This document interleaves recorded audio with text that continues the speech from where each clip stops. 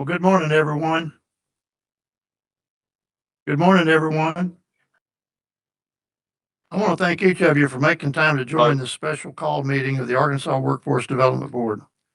Your presence today reflects the commitment, expertise, and steady leadership that is needed to lead our workforce development system. My name is Tom Anderson, and I'm honored to serve as chairman of the board. I'll start off today by offering a few housekeeping details about today's meeting. First, I'd like to thank Secretary Hugh McDonald for hosting us and opening up the doors of the Department of Commerce. Thank you very much, Secretary McDonald. Secondly, I'd like to note that due to a limited space, we've set up an overflow room for the general public and guests who have joined us in person today. The room is equipped with video and audio so that everyone can follow along with the meeting. There will be at least 2 spots on the agenda to allow guests an opportunity to address the board related to various topics. During those times, board staff will direct those who would like to testify to this room for brief comments. Lastly, today's meeting is also being live streamed via the Arkansas TV Citizens Access Network website. Over the past several years, this board has played an essential role in strengthening Arkansas's workforce system through thoughtful governance, honest dialogue, and a willingness to challenge the status quo.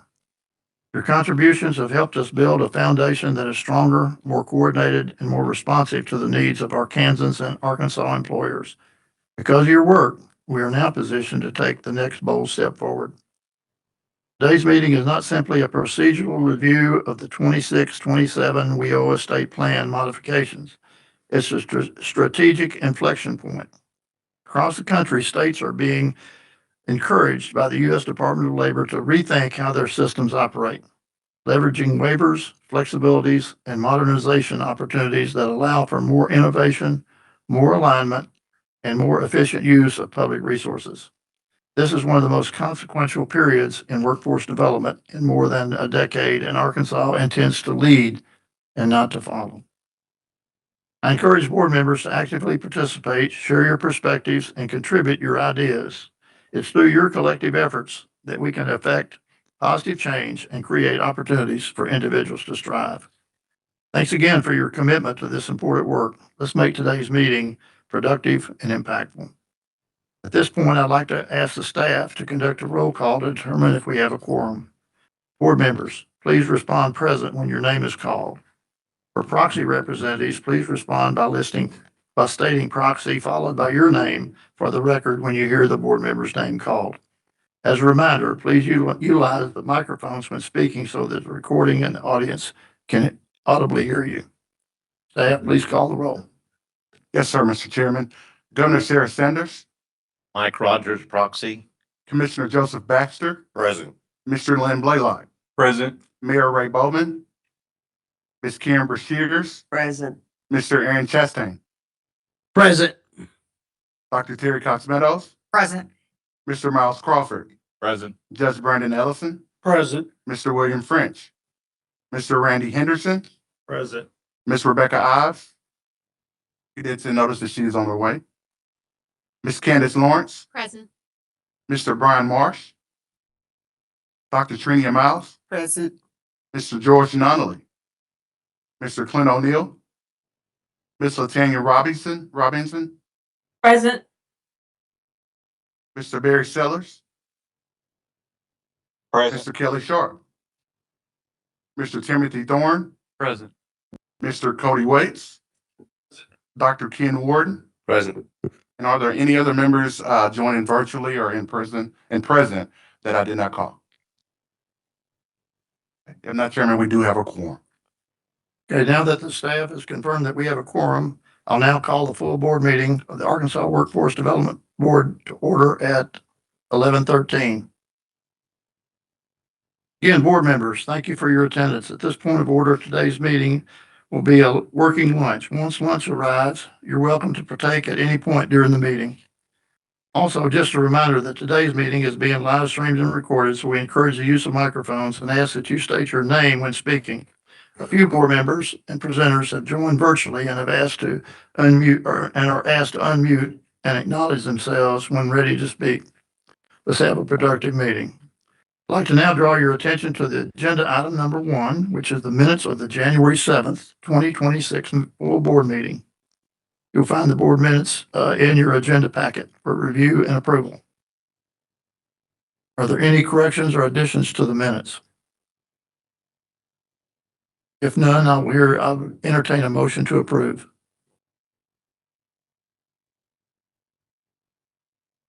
Motion's been made by Kelly Sharp. Do I hear a second? Candace Lawrence seconds.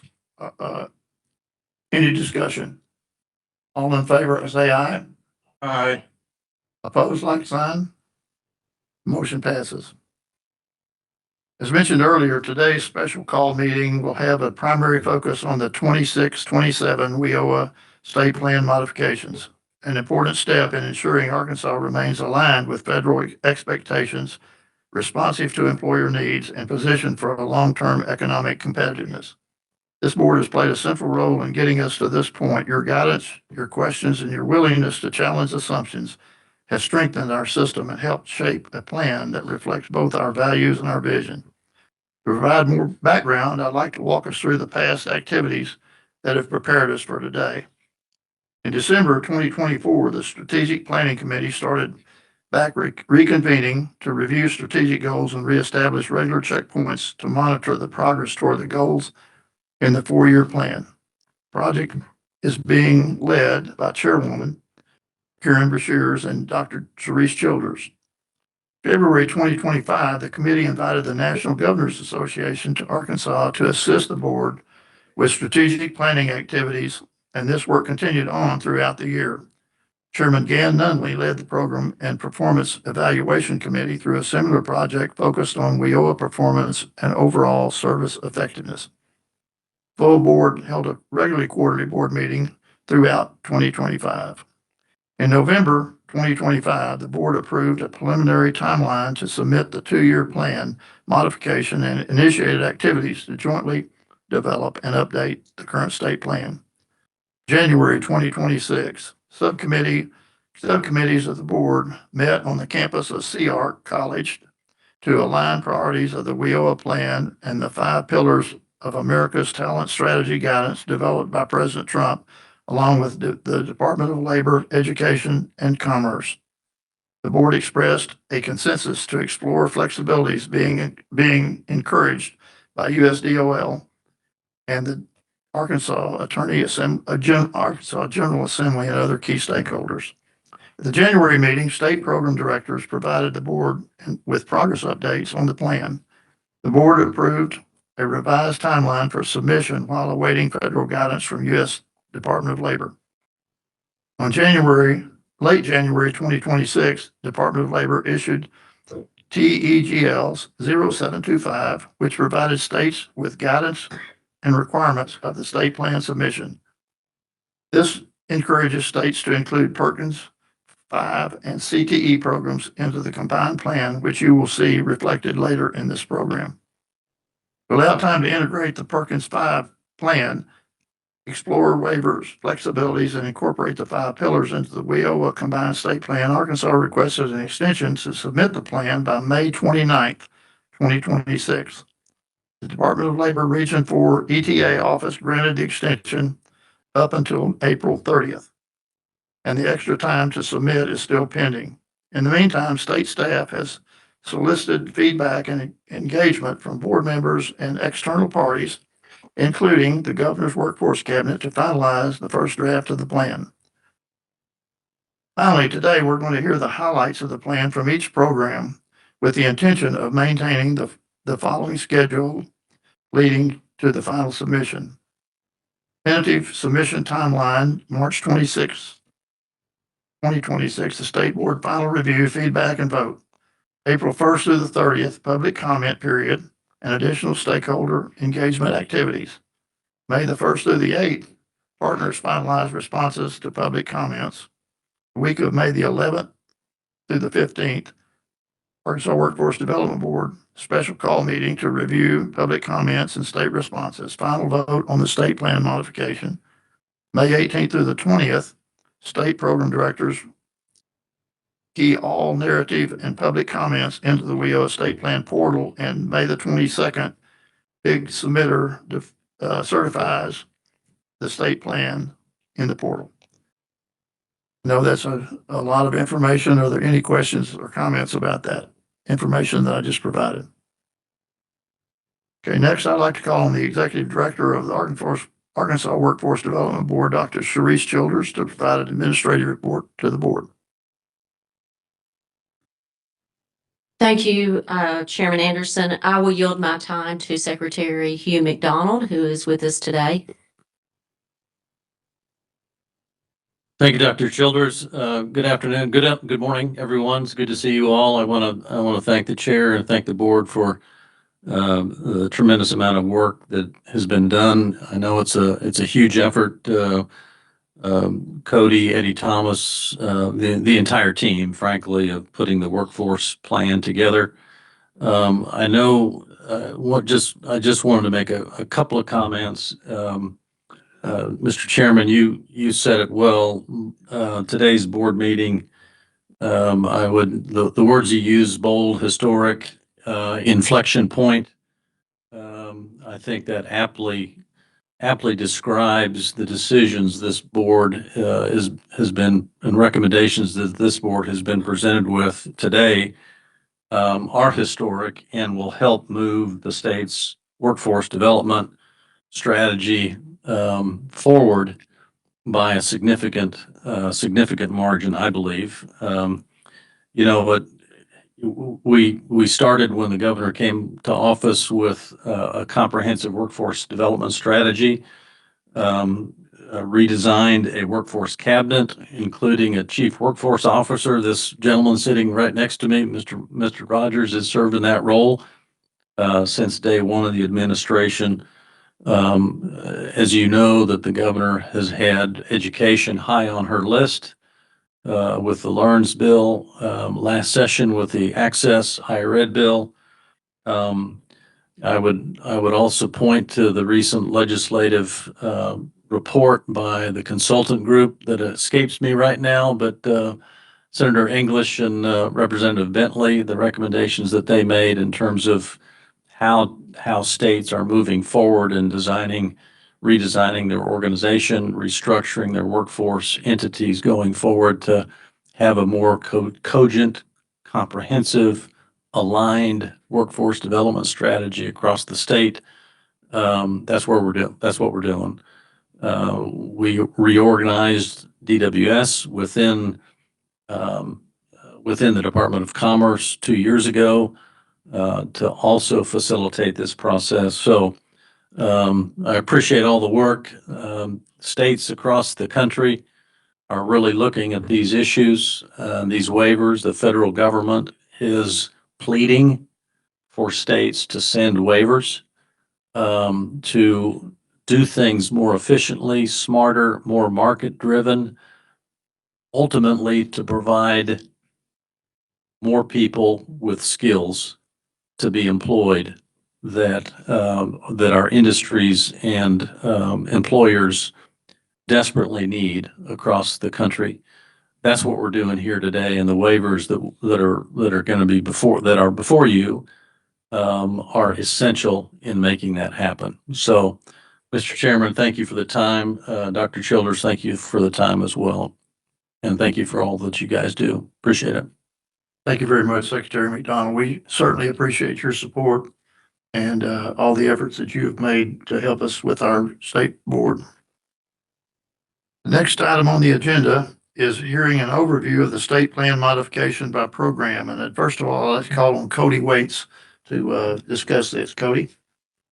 Thank you, Mr. Chairman. Good morning, everyone. Thank you all for being here. I want to start with just, the Secretary alluded to it a little bit, but I want to thank Senator English and Representative Bentley for leading the, what I call the Workforce and Social Services Subcommittee. I know it has a different name to it, but that one's a little bit too hard to remember. So the Workforce and Social Services Committee and the work they've done with Alliance for Opportunity, Secretary, I think is the group that they had been working with to really do a robust review of all the items as it relates to workforce services, Title I B of WIOA, rehab services, human services with DHS and the partnership there and learning from that report. And so thank you all for your leadership in spearheading that subcommittee. As it relates to the executive summary for the WIOA state plan, we have about 6 key points that we're going to work through here over the next few minutes, and then certainly happy to answer questions around this before we transition into more information on it. But the 2026-2027 state plan outlines a transformative vision for a more unified, efficient, and demand-driven workforce development system that reduces administrative complexity, maximizes public investment in direct services, and strengthens alignment with employers and career seekers alike. Grounded in the principles of the governor's workforce strategy, America's talent strategy, building the workforce for the golden age and its 5 pillars, and new flexibilities provided through USDOL TEGL 0725, this plan advances a bold restructuring of governance, service delivery, education alignment, and business engagement to ensure a more responsive and integrated workforce system. Number 1, system transformation towards a no wrong door model. The state is undertaking a significant restructuring of its workforce governance model by transitioning from 10 independent local workforce development boards to a streamlined approach in which the state board assumes local board functions. This shift eliminates fragmentation, enhances accountability, and enables a cohesive statewide strategy. By integrating efforts across key partners, including the Department of Commerce, Education, Human Services, Corrections, Labor and Licensing, Health, Veterans Affairs, and the National Guard, Arkansas is advancing a no wrong door system. Individuals will experience seamless access to workforce, education, and supportive services, regardless of their point of entry, improving outcomes for job seekers and employers while reducing duplication and inefficiencies. Additionally, this transformation will provide a more efficient statewide implementation of policy and strategy with unified performance expectations and accountability while reducing administrative and operational costs. By leveraging USDOL TEGL 0725 flexibilities of a modern system, Arkansas is planning to utilize this flexibility to streamline governance and reduce administrative burden, strengthen statewide oversight and accountability, expand virtual and remote service delivery utilizing AI and other tools, modernize performance reporting and data integration, support innovative service delivery models and employer partnerships. These flexibilities accelerate Arkansas's transition to a unified modern workforce system. Number 2, education and workforce alignment. For the first time, Arkansas is combining its WIOA and Perkins state plans to better align education and workforce development systems. One of the things that we've always talked about here is our plans aren't necessarily not aligned, they're not combined. But thank you to Commissioner Warden, Ross White, Director of Career and Technical Education, and the entire Department of Education team for their coordination and collaboration on this effort. This integrated approach supports a comprehensive career pathway framework spanning K-12 education, post-secondary education, and employment. Key strategies include aligning programs with in-demand occupations using updated labor market methodologies, thanks to the work that Dr. Childers and the Office of Workforce Policy and Innovation have been working on, leveraging Workforce Pell, Workforce Challenge, WIOA Title I youth funds, WIOA Title IV pre-ETs, SNAP, Office of Skills Development, and other federal and state-funded initiatives to expand access to high-quality training.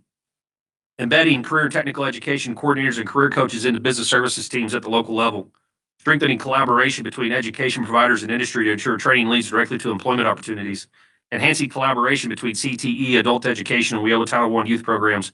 Increasing dual credit, work-based learning, and youth apprenticeships. This alignment ensures that learners are supported throughout their career journey and that employers benefit from a more prepared and skilled workforce. 3, business engagement.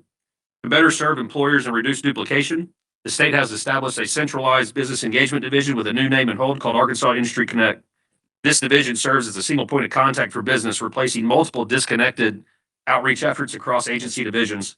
This model reduces employer fatigue caused by fragmented engagement, provides consistent, coordinated messaging and service, enhances responsiveness to industry needs, and positions the workforce system as a true business partner. Arkansas Industry Connect strengthens Arkansas's ability to align talent development efforts with local input while supporting economic and workforce development. 4, service integration. The state is also planning to consolidate its Division of Services for Blind and Rehabilitation Services Division into a unified structure. This integration improves operational efficiency, reduces administrative overhead, and enhances service delivery by centering efforts on the needs of individuals with disabilities. By streamlining administration and aligning staff roles, Arkansas is ensuring that a greater share of resources is directed toward client services and outcomes rather than internal operations. As an example of this, right now within our own divisions, when you look across the agencies and not just vocational rehab, but adult education, business engagement, Title I, You know, we have 10 local workforce development board areas. We have 11 different regions of ARS. We have 4 different regions of the Division of Services for the Blind. We have 5 different regions for the adult education.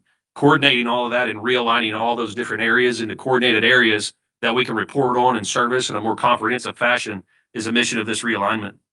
Fiscal stewardship. The central theme of this plan is the intentional reduction of administrative and operational costs across the workforce system. Through governance restructuring, program integration, and organizational alignment, the state is redirecting resources to where they have the greatest impact in serving individuals and supporting businesses. These efforts reflect a commitment to maximize the return on public investment, expand access to high-quality training and supportive services, and strengthen employer engagement and satisfaction. 6, alignment with America's talent strategy and the governor's workforce strategy.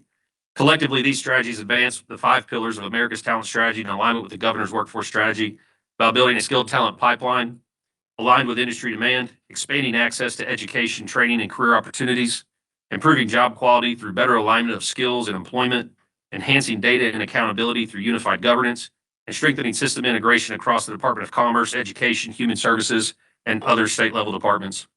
Through these reforms, the state is creating a modern, integrated workforce system that is simpler to navigate, more responsive to employers, and more effective in helping individuals achieve sustainable employment.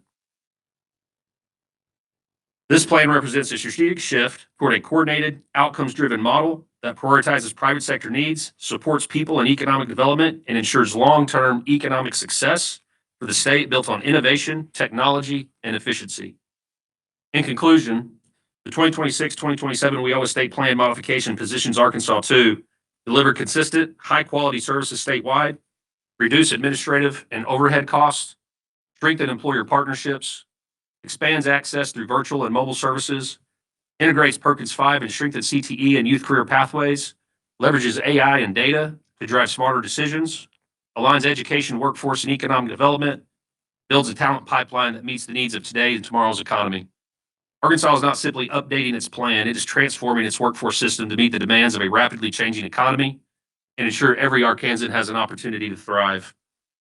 One other comment I'll just make to the group, just yesterday, the Assistant Secretary of Labor, Henry Mack, was in Las Vegas with the NAB, National Association of State Workforce Boards. And he put out something that stated to this effect: now is the time for reform. With nearly 1 in 5 local boards serving fewer than 100 people, with little to no WIOA participant placement into registered apprenticeships, with only 100,000 WIOA participants served despite 2.2 million claiming unemployment insurance every week, with almost half of all WIOA training concentrated in just 2 occupations, only 80,000 of which earning a post-secondary credential, with a costly administrative delivery system, with a breakdown in communication with education agencies and partners. I could go on. Is it any wonder why the U.S. Department of Labor is now incentivizing change, prioritizing waiver opportunities, expanding use of transitional job and incumbent worker training, encouraging the adoption of learning and employment records, and insisting on new industry-driven approaches to workforce training and governance refinement? And I think that really sums up a lot of what we're, working towards. One of the things that I'm very proud of, though, is our local workforce development board executive directors and the work that they do every single day to deliver services to the people in our communities. We've worked very hard over the last few years, really improving those relationships, trying to make things easier, working through monitoring and reporting reports and cleaning up 30-something that were unresolved, down to where we're in real time working with them on monitoring and reporting reports and other things, and trying to create additional flexibilities through the waivers that we are going to present later today.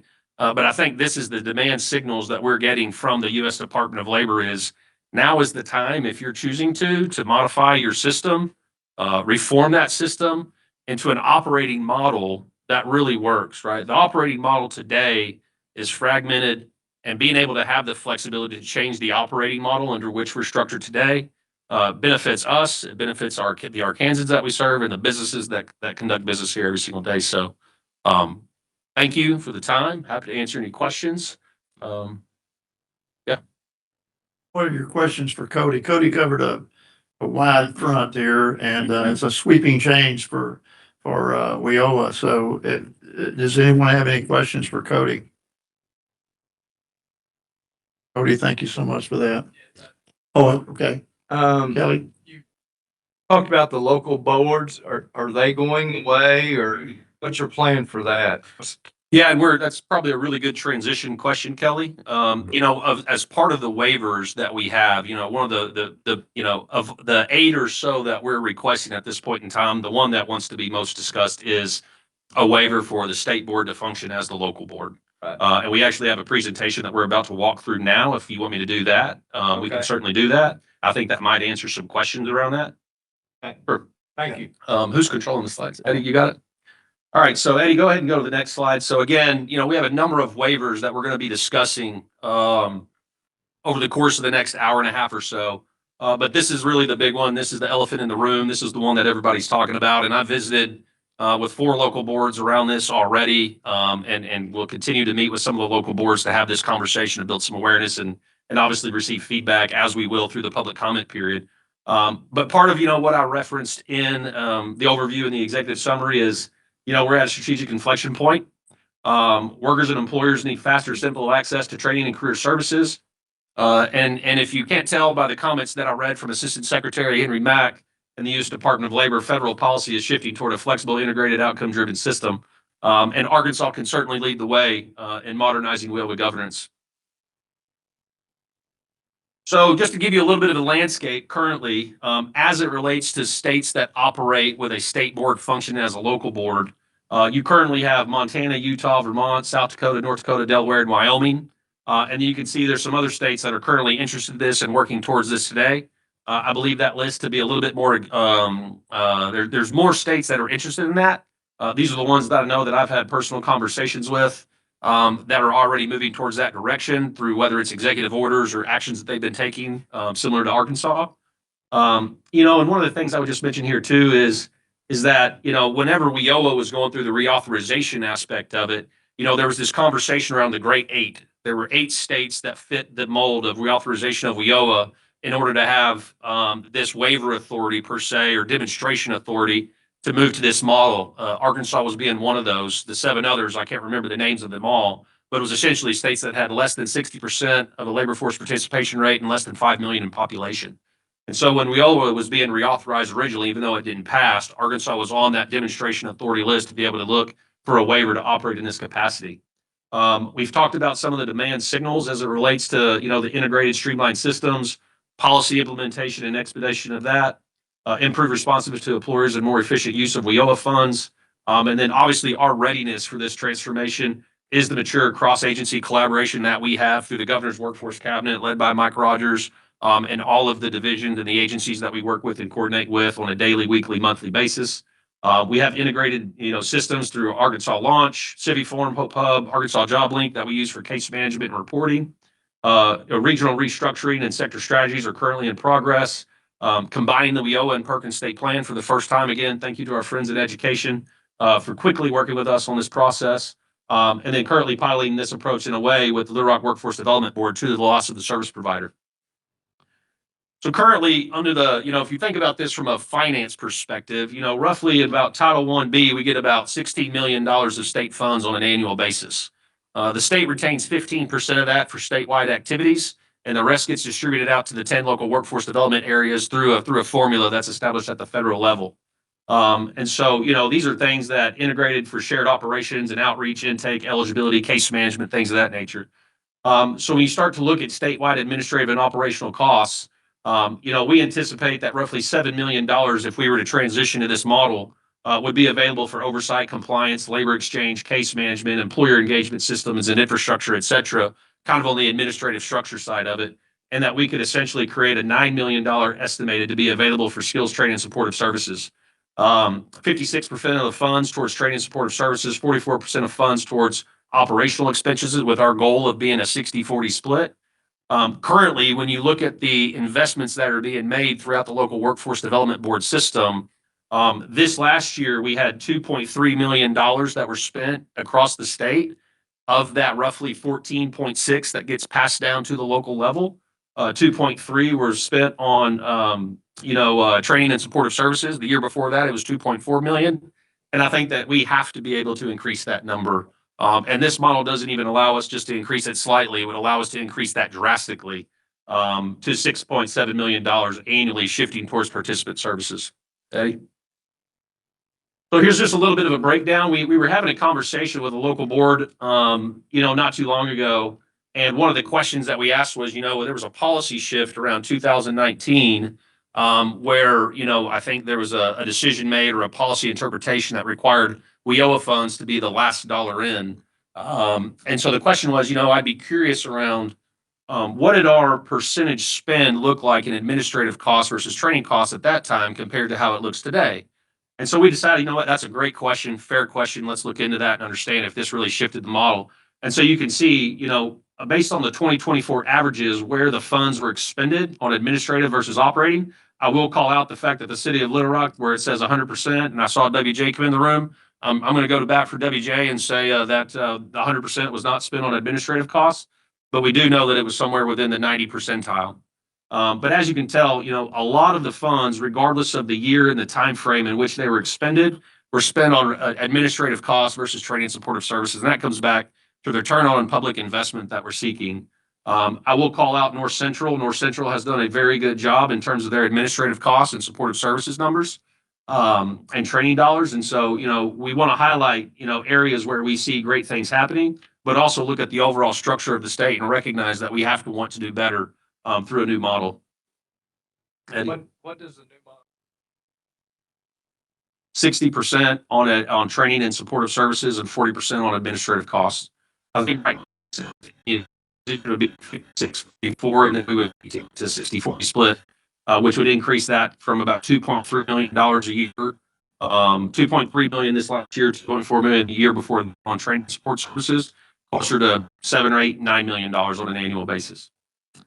Eddie, if you'll go ahead. So, one of the things that I found interesting in Assistant Secretary Mack's comments was the comment around, I believe I forget the exact quote without looking it back up, but that a majority of the funds and a majority of the training is happening in 2 occupations at a national level, right? And that's just not a state thing, right? But when you look at this investment by industry report, which I think maybe you all have and can zoom in on, we spend, $800,000+ a year training CDL truck drivers.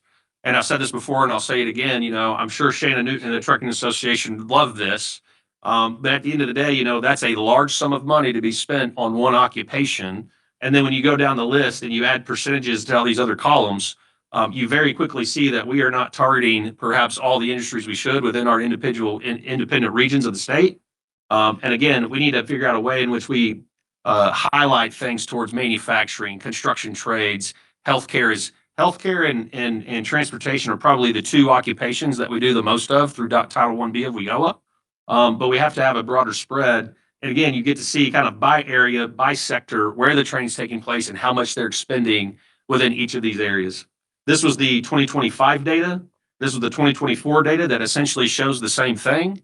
I think 2025 data was 2.3 million of training funds, and the 2024 data was $2.4 million of training funds. And so again, if you look at that total statewide bar graph on the right, as well as the pie chart, you can see you have all of the funds going towards 2 occupations or 2 industry sectors and not being spread. And I would point out too that Secretary Mack's comment around the non-post-secondary credentials that are attained in that as well is an issue that we want to fix. And so, Eddie, if you'll go ahead and go to the next slide, please. These were again just a summarization of the comments that he had made yesterday at NAB, and where it's talking about little to no WIOA participation in registered apprenticeship. Registered apprenticeship is obviously something that has grown drastically here in the state of Arkansas, thanks to people like Karen Bashirs and thanks to people like Kelly Sharp who go out and do this stuff, Becky Ives and Lockheed Martin and all the things they're doing with registered apprenticeships across the state. I was just at the Department of Labor yesterday in Dallas where they said that Colorado just overtook us for second in the region with 10,000 apprentices because we're just below 10,000 apprentices now. And so we'll have to up those numbers. But we've gone from roughly 3,500, 4,000 apprentices since 2016-17 to almost 10,000 today. And we're going to continue that trend, not to mention we're managing and administering the $35.8 million American Manufacturing Apprenticeship Incentive Fund. So Eddie, go ahead. There you go. So when you break this down further and what this looks like, currently right now, if you start talking about board functioning as the state board functioning as a local board in the planning region, unified governance standards, planning and performance accountability. Right now, we have 11 administrative entities, essentially. The state functions as an administrative entity, and then we have 10 administrative entities at the local level. So we cut the money 11 times before we serve a person. That's not a model that's sustainable. That's why we have some of these administrative costs and operating expenses that far exceed where we should be. And again, I want to make sure that I'm very clear of this. It's an operating model, and we have an opportunity to shift the operating model to a single area, to a single state board that functions as a local board that only cuts the funds one time before we start serving people. 10 planning regions to a single planning region, 11 sets of performance accountability to one accountability structure, right? So if we're talking about performance accountability, and we just talked about this yesterday, we have negotiated rates, right? That's where you get your second quarter, fourth quarter after exit numbers, your median earnings, your credential attainment rates, measurable skills gains, and all the things that we get measured on at a federal level. We negotiate with the feds what our statewide rates are, and then we negotiate with each local board in each local area what their negotiated rates are. And so in this structure, you get rid of essentially 10 sets of those performance accountability measures, and you move to a single accountability structure. 11 sets of board policies to a single statewide policy. Again, we set a statewide policy through this board, and then the local boards have flexibility to do different policies and structure things in their own way. But if you're a company that operates in multiple different areas across the state of Arkansas, and you're trying to navigate different board policies and structures, that can be challenging and something that companies have to adhere to. And then lastly, when you look at just the breakdown of the number of board members we have around the state, we currently have 208 board members between state board and local board. This would move us to a single board structure where the state board would function as the local board and layer all these policies and accountability measures down from the statewide perspective. One of the things I would mention to this is, there's the question around, well, how do we maintain a local presence and how do we maintain a local business community and environment? And what we have discussed and what we intend to do would be to set up regional business councils, restructured, not necessarily under the same structure of a 10 local workforce area model, but regional business councils that align with the broader regional alignment that we've discussed across business engagement and Justin Major's team, Eddie Thomas's group with Title 1B, Wagner Pizer, adult education, Title 4 vocational rehab, where we operate in a seamless fashion so that those regional business councils are driving and informing us of what we can be doing, what's working well, what's not working well, and how we can restructure that moving forward, continuing to provide the local input. And just last week, I was in Fort Smith, Arkansas, visiting with a couple companies who are very interested in being a part of this regional business council model. Streamlined service delivery areas across all workforce centers, creating efficiency and the reduction of administrative expenses, right? In every area, you have to have executive directors, you have to have board directors, you have to have finance staff, you have to have one-stop operators. Moving to this model eliminates some of that administrative overhead that naturally comes with the structure and the operating model that's currently in place today. And so you'll see cost savings to the state. When we go back and say, well, we have administrative costs that are at 75% statewide roughly, this is where you start to get some of that cost savings back into putting those funds towards training and operations. Every local board by federal law has to have a one-stop operator.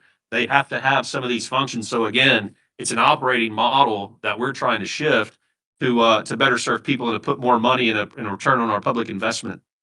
Creates a pathway to no wrong door.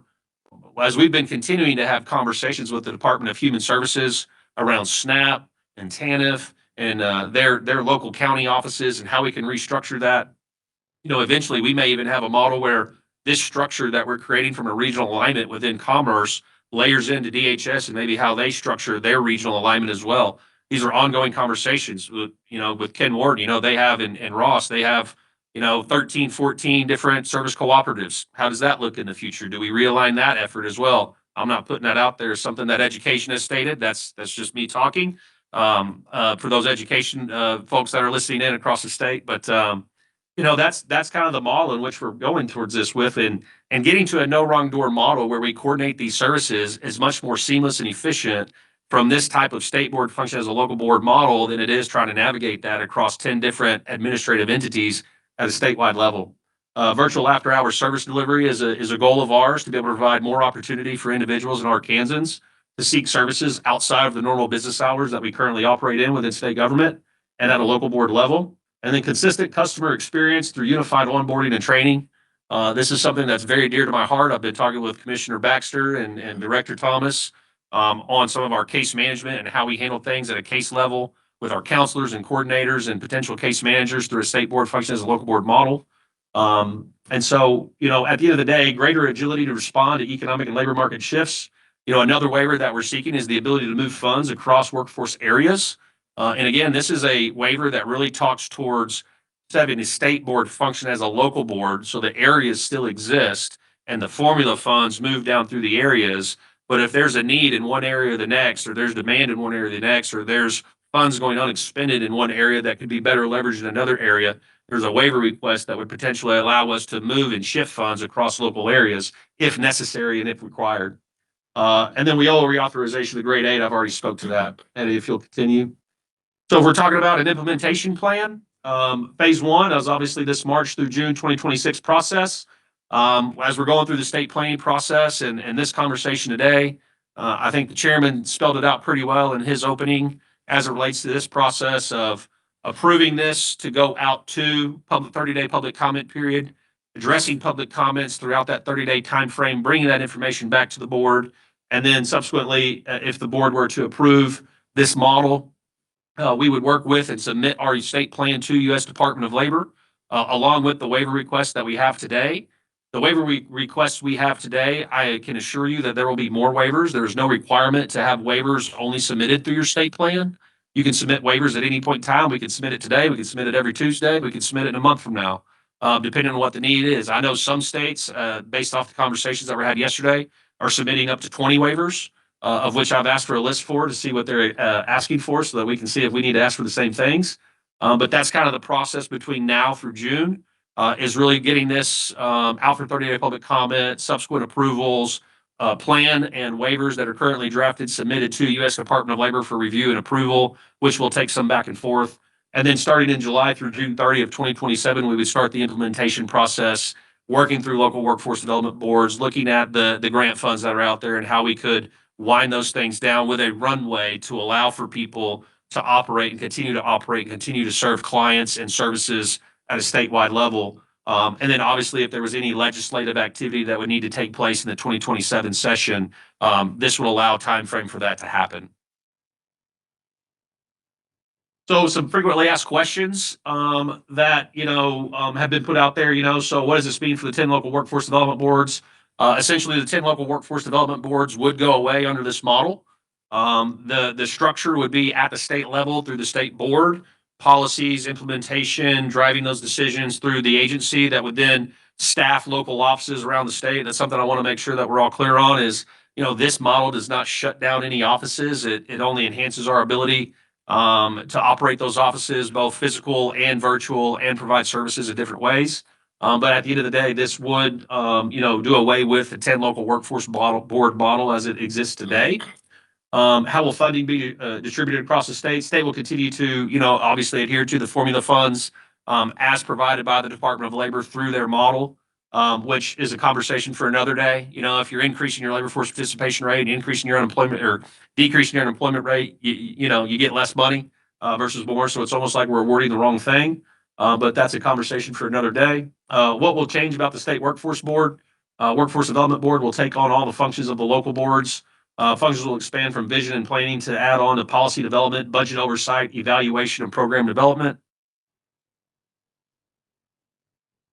Input, local voice be considered. We talked about this a little bit already with the establishment of regional business advisory councils. So again, ensuring that we have the right people at the table, the voice of the customer, businesses that are hiring, businesses that are engaged across various sectors, manufacturing, healthcare, IT, construction, energy, transportation, whatever the industries are at a statewide level and at a local level that are the players and that can provide guidance and input and meaningful input and be involved at a local level is something that we certainly want and would never want to move away from. Why now? I think everyone is understanding of why now. We could sit here and we could talk about that for a long time, but again, I think we're at a point in time where we have flexibility to change an operating model that hasn't been changed in, a decade or more. And the ability for us to operate differently, the ability for us to lead in this space as we're leading in other areas as it relates to workforce development. The time is now. We may not have this flexibility in the future, so we really want to reform and reshape our workforce system. We're at a pivotal moment to make that decision. And then obviously, how will this impact workforce centers across the state? We kind of touched on that a minute ago. We have 23 centers across the state today. This does not get rid of any centers, as it stands today. You know, other factors that, you know, I think we've gone over the years from maybe 40 something or 50 something centers prior to me getting here to where we're at today. Could there be a continuation of a reduction just because of various reasons and factors, space, limitations, rent, funds, costs, whatever? But as of right now, this does not negatively impact our ability to continue to operate those 23 certified American Job Centers. So state board function as a local board and single planning region model, creates one statewide talent pipeline strategy, ensures uniform access to services, reduces bureaucracy, and improves government efficiency, delivers consistent services to Arkansas citizens and companies, and prioritizes funding for training. And so, you know, I think that's the end of this presentation, Mr. Chairman. I think there's probably some questions from the room. Hopefully we've helped either answer you know, Kelly's question. I'm sure we probably created more. But you know, happy to answer questions and thank you for the time. Okay, Cody will answer some questions now if you have any.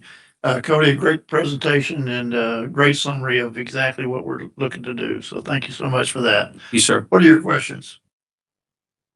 Well, I'll start off. I have like 25 written through here, but hopefully, you know, well, it's a lot of information to Yeah. take in, you know, and being presented the day that we're hopefully going to vote. So you're trying to digest all this.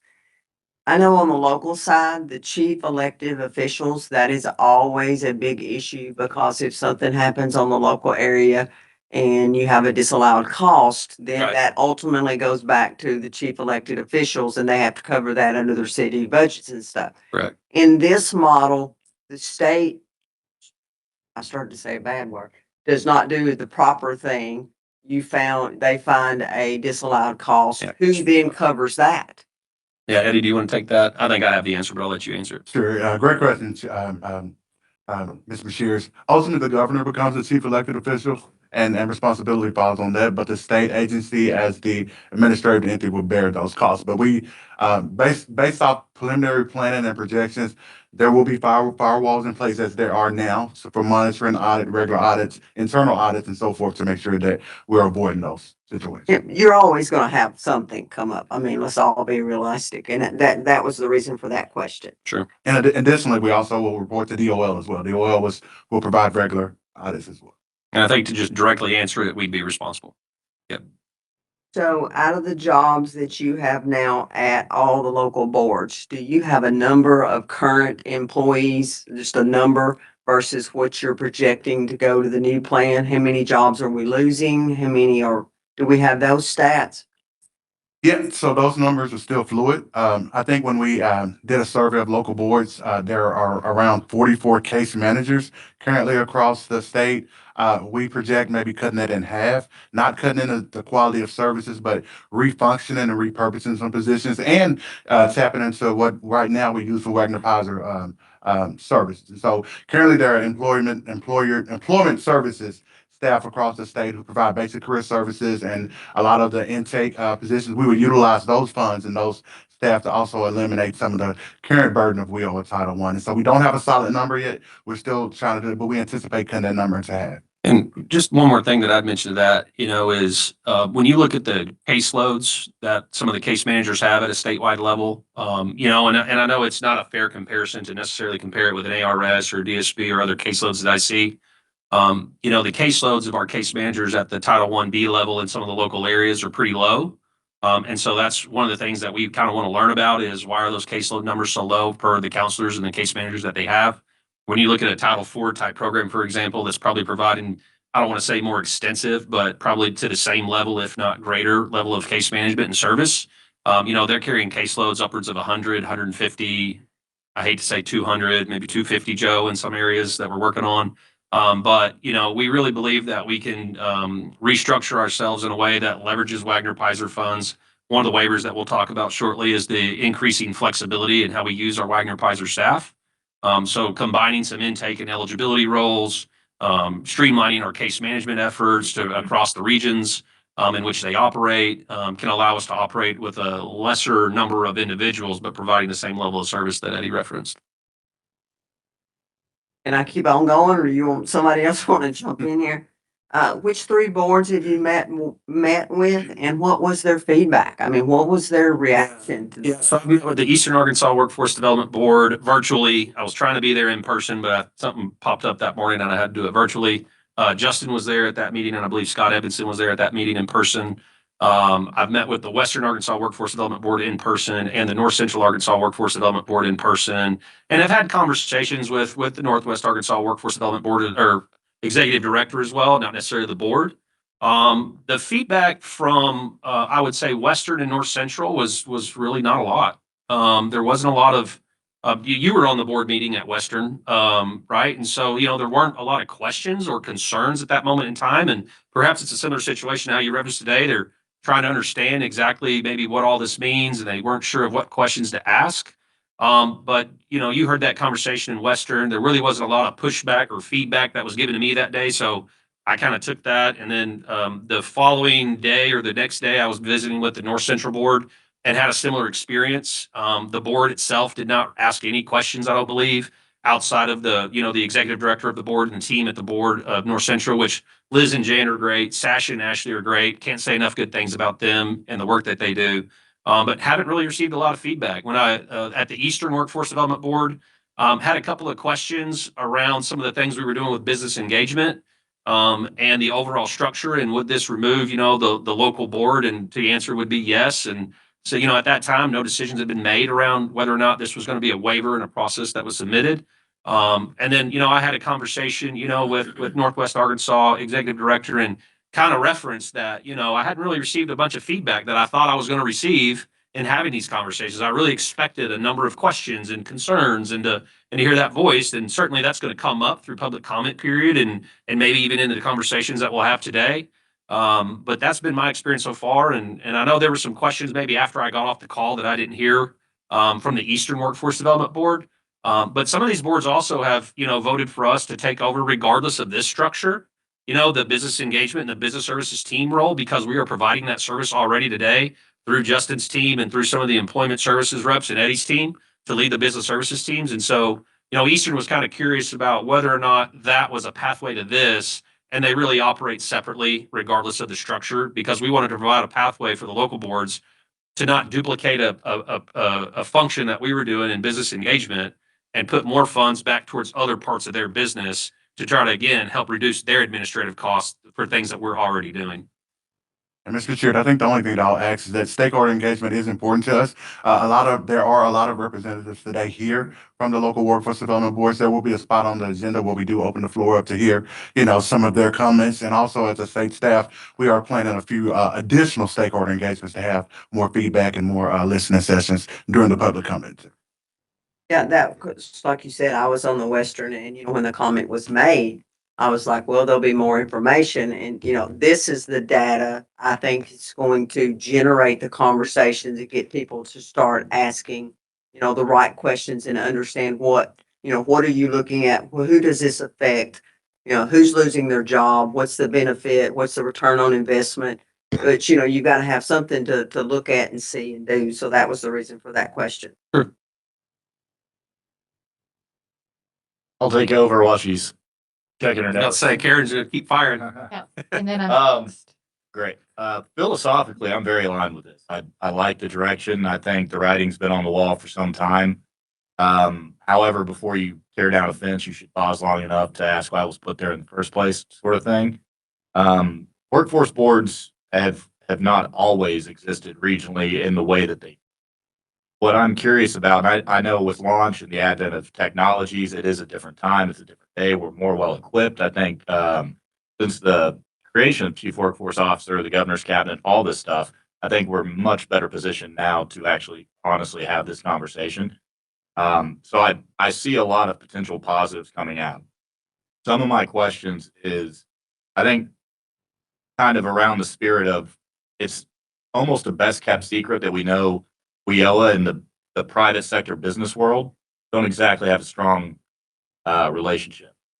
So how do we perceive the dollars being freed up from administrative expenses actually being impactful in the business community with the training? To your point, the two occupations, right? CDL, it seems like a lot of employers are not engaged. It seemed like the local boards was our way to sort of get our meat hooks in them, force them into the conversation. I understand we're going to have the business groups, whatever we're calling them, or whatnot. I mean, maybe Justin has answers on this stuff with the business team. How do we see WIOA actually? Are we just trying to end up within the confines of a system that's already broken?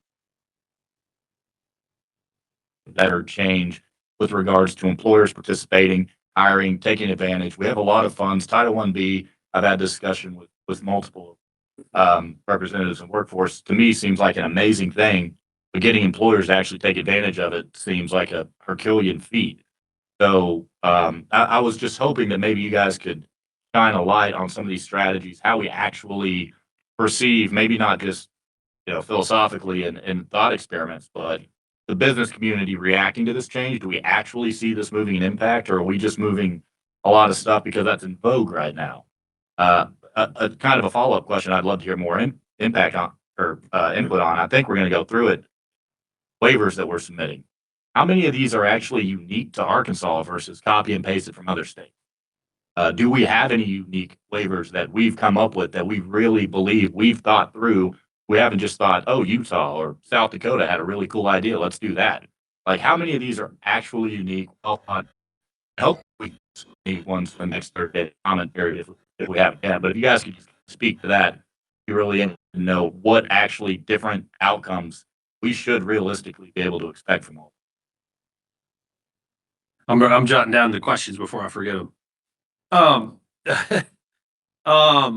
Let me tackle the waiver one first, and then I'll go back to your first question. I would say that probably the one that we really tried to facilitate with conversations at a national level with our federal partners is the last dollar in requirement of WIOA today. When I first got here, I give credit where credit's due. James Morgan in the Northeast Arkansas Workforce Development Board, he and I had a conversation day one. Maybe day two, I drove up to Northeast Arkansas because I wanted to start meeting with these individuals to understand who they are, what they do, and how they operate, right? And so, the first thing he brought up to me was, back in the day, we used to not have this thing, and it really limited our ability to put funds towards training, which kind of goes back to that other slide. And maybe there's some there, and maybe it's not as much as we thought, but at the end of the day, there was a policy shift at that time frame, and they did move that, to where it was more of a last dollar in, and it was probably the right decision to do with the federal guidance. But just a couple of weeks ago, I had a conversation with our federal partners in DC around, the idea that with federal Workforce Pell, Workforce Challenge, WIOA funds, and all the things that are available to us today, like, how are we supposed to use WIOA funds if it's the last dollar and we have all these other funding streams that are able to it? Everyone wants to be the last dollar in, but somebody's got to be the first dollar in, right? And so, one of the things that I think we are leading is that conversation around this reform of moving to a model where our local areas or our structure that we're implementing has the ability to spend their funds on the way in which we want to spend it. If we can work with higher education on perhaps Workforce Challenge can cover certain things, or perhaps WIOA can cover certain things, let us have the flexibility to determine what we should be funding and how we should be leveraging those funds versus it being some formula that comes to us at a federal level. So we had that conversation this week in Dallas as well. And I know that there's a number of other states who are going to join on to the model you pitched, right? Which is like, how many of these are unique to us versus others? There's a lot of states out there that have a number of waivers that we don't currently. So there's a lot of it that is, hey, why do we not have these waivers? So let's replicate those because it will provide some additional flexibility. But there are some that are unique and new to us, and I can't say that we drafted the state board as the local board thing. That's obviously been out there for a while because of the current landscape. But then you have states that, there's 2 states that I know of who are submitting north of 20 waivers within our region, Region 4 of USDOL. And so, we're going to learn from that. We're definitely going to take a look at those, not to do it as if a Utah or a Colorado or a New Mexico or a Texas is, but really refine it to our model. So that's one thing. Ken, were you trying to say something? I saw you lean in, but okay. All right. Yep. So real impact on the employer side, right? So you're right. I mean, I think that, I had a conversation, and I go talk to a lot of people a lot of times just because I want to hear what's going on the ground. And the comment that was made to me was, thank you for coming to speak to me and opening up some of these other doors that I wasn't aware of in terms of funds that are available at the state level, because I tried to meet with this other workforce group and, it was basically phrased as it's bad money. And it was talking about WIOA funds. because it doesn't work for us and we don't have it because our people make too much money or because we don't qualify for a certain reason. And so I said, well, it's not bad money, right? We want to leverage those funds. It's still good money. It's still workforce money. And yes, that is kind of within the broader organization, even though the local boards operate independently of us. We have to create flexibilities in working through kind of the federal landscape as it is today with these water authorities. And so, and I think it comes back to the policy implementation at a local level too, right? Like we start talking about ITAs and how much money they can spend, and are local boards focused on supportive services or are they focused on training? That's another piece of this is like, currently the way in which things had been reported was training. Well, training isn't training, maybe as you and I think about it. Like there's an expense. UA Fort Smith in Fort Smith, Arkansas, since you're from there, right, has provided a training service for industrial maintenance or for welding or whatever, right? Training also includes supportive services. And so we're changing that so that we can actually see how much of that 2.3 and 2.4 million was training and how much of it was supportive services. Because what I've been told, anecdotally from areas is that, we haven't really focused on training. We didn't know that was the focus and maybe I shouldn't say areas, but maybe an area had mentioned to me or a local board had mentioned to me that we focused on supportive services and haven't put funds towards training. And that, to me was, something that kind of caught me off guard because I thought, well, how is WIOA not a training program? It is a training program, right? Yes, it provides supportive services, but we have to prioritize that. So, I think it starts with being able to create flexibilities in our state policy with how we want to administer the funds. And you all certainly would play a factor in that. And the major factor in that is what policies do we want to implement? How do we want to structure what we spend our money on? And not have it, disconnected and fragmented across 10 areas who have their own kind of focus or how they want to do a specific piece, but allowing the state board to drive what we put funds in and then communicating that through the regional business councils, name TBD, we can call it something different. But that's kind of at a high level how I see this playing out. And again, we're still going to be at the mercy of whatever the federal law allows for. But under this administration, we are getting clear guidance that they are flexible and willing to work with us so that we can create ways to put more money towards training and perhaps get rid of some of the bureaucratic measures that are in place that prevent us from serving more people. The apprenticeship number, for example, right? Nobody knows that probably better than Karen and Kelly around how difficult it can be sometimes to leverage WIOA funds for apprenticeships.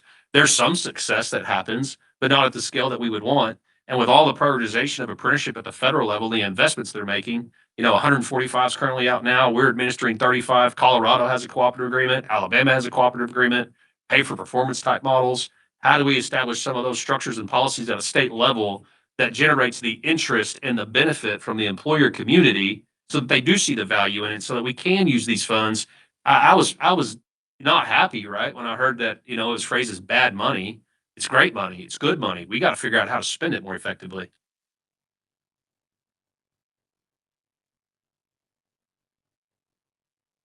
Cody.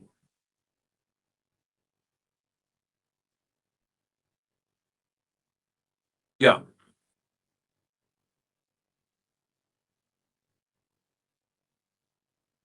Yeah.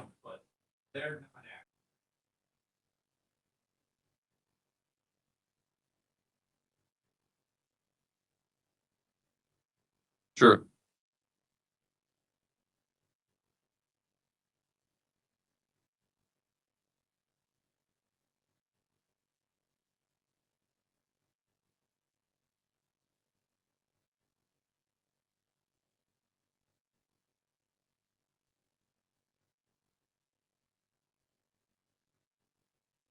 Go ahead. So, Miles, what I would add is that as I understand this, we're going to effectively double the amount of money we're spending on training and to direct services. The reason the business community has a hard time being here is the relevance. When we increase the number of people that are being trained and coming to them that are ready to be employed, we're going to increase the relevance and they're going to be more eager to engage. The only industry sector in the United States that, in my opinion, that was the only industry sector that would suffer a 70% administrative burden. You wouldn't do that in your business, and I wouldn't do it in mine. I think that's a little skewed because I do think that career coaches and case management is time consuming work. I could argue that could be part of the training expense, but it's a standard measure. When we spend more money on training and start training more individuals to go to work, we're going to be more relevant. And I think that's where I see this going. The other thing is, as I understand it, it's been described to me, we have places in the state where we have more individuals wanting trained than we have the money to spend on training. And we have other places where we have a lack of demand. And this is going to enable us to put the dollars with the need. And I think that's a big deal. So I appreciate all the work that's gone into this. We're going to take some lumps through this process, but long term, I don't see a way that this isn't better for our state and what we're trying to do. And I do think it's going to increase relevance to business. And I do think at the end of the day, we're going to have better business engagement because of that. So. Yes, one question. So that was a perfect segue into mine with the taking a few lumps. I'm looking at the comments from Department of Labor from Henry Mack, and that is United States, that is general. Sure. Do you feel that the statistics we have in Arkansas are in alignment with his comments? And do you have those ready if we do get pushback that, yes, this is what we are actually seeing and it's in alignment with Henry's comments? Yeah, and Eddie, I don't know if you have the numbers. We just pulled some of the data yesterday as it relates to how many people were actually, training in a given area, and how many were serving, right? Two different topics, two different data points. But if you look at the charts that we showed on that investment by industry report, you'll also see that we too invest a majority of our money in basically two occupations. And so I think that holds true. I can't speak to the post-secondary credential piece of that right now, so that's probably a data point we need to track down. We can do that with education and higher ed. But yeah, I mean, I think it pretty closely aligns to what we have and how many people we serve and how many people we train. I do know that there's probably more conversations to have in the future around when we start negotiating with the Department of Labor. Looking at how we do those negotiations in terms of how many people we serve and how many people we train against a lower negotiated rate. And so that's a conversation that we're going to be having, but I would venture to say, and the data can tell it, Eddie, if you have it ready. I don't know if you have that pulled up or not. But Candace, we can probably pull up those numbers. Angela, I don't know if you still have those or if you can email those to me real quick. I know we looked at it just yesterday. We actually pulled that data to see kind of how many people do we train and serve in a given area, and how does that relate to the comments that were made in the post. I think it would be good to have it just moving forward as people start to ask those questions. It would be good to be able to send that out. My second and final question is regarding the change with the State Workforce Board. Obviously, that's a restructuring of what we're doing. Have you thought more about, on a granular level, what that might look like? Does that mean a different percentage, for example, of certain industries represented? Does that mean a different makeup altogether, training? What do you foresee this board looking like when we enter that phase? Yeah, I think number one, we have to have more business at the table. If you look at how we're structured today, and no offense to any of my team members around the table, but I have Dr. Miles here, I have Eddie here, I have Joe here, right? And so that structure, while they can participate in these conversations, requires us to have more board members to satisfy that piece, because we have more non-private sector, non-employer partnerships. So, one of the things that we've looked at is how can we consolidate that as part of having one representative of Workforce Connections be a member of the board. That would then it would reduce the overall number that we may have to have, but would also help us stay in compliance. Compliance is an issue that sometimes we have in terms of the number of individuals from business that are on the board. But the goal would essentially be to ensure that we have and apply or comply with that 51% private sector membership.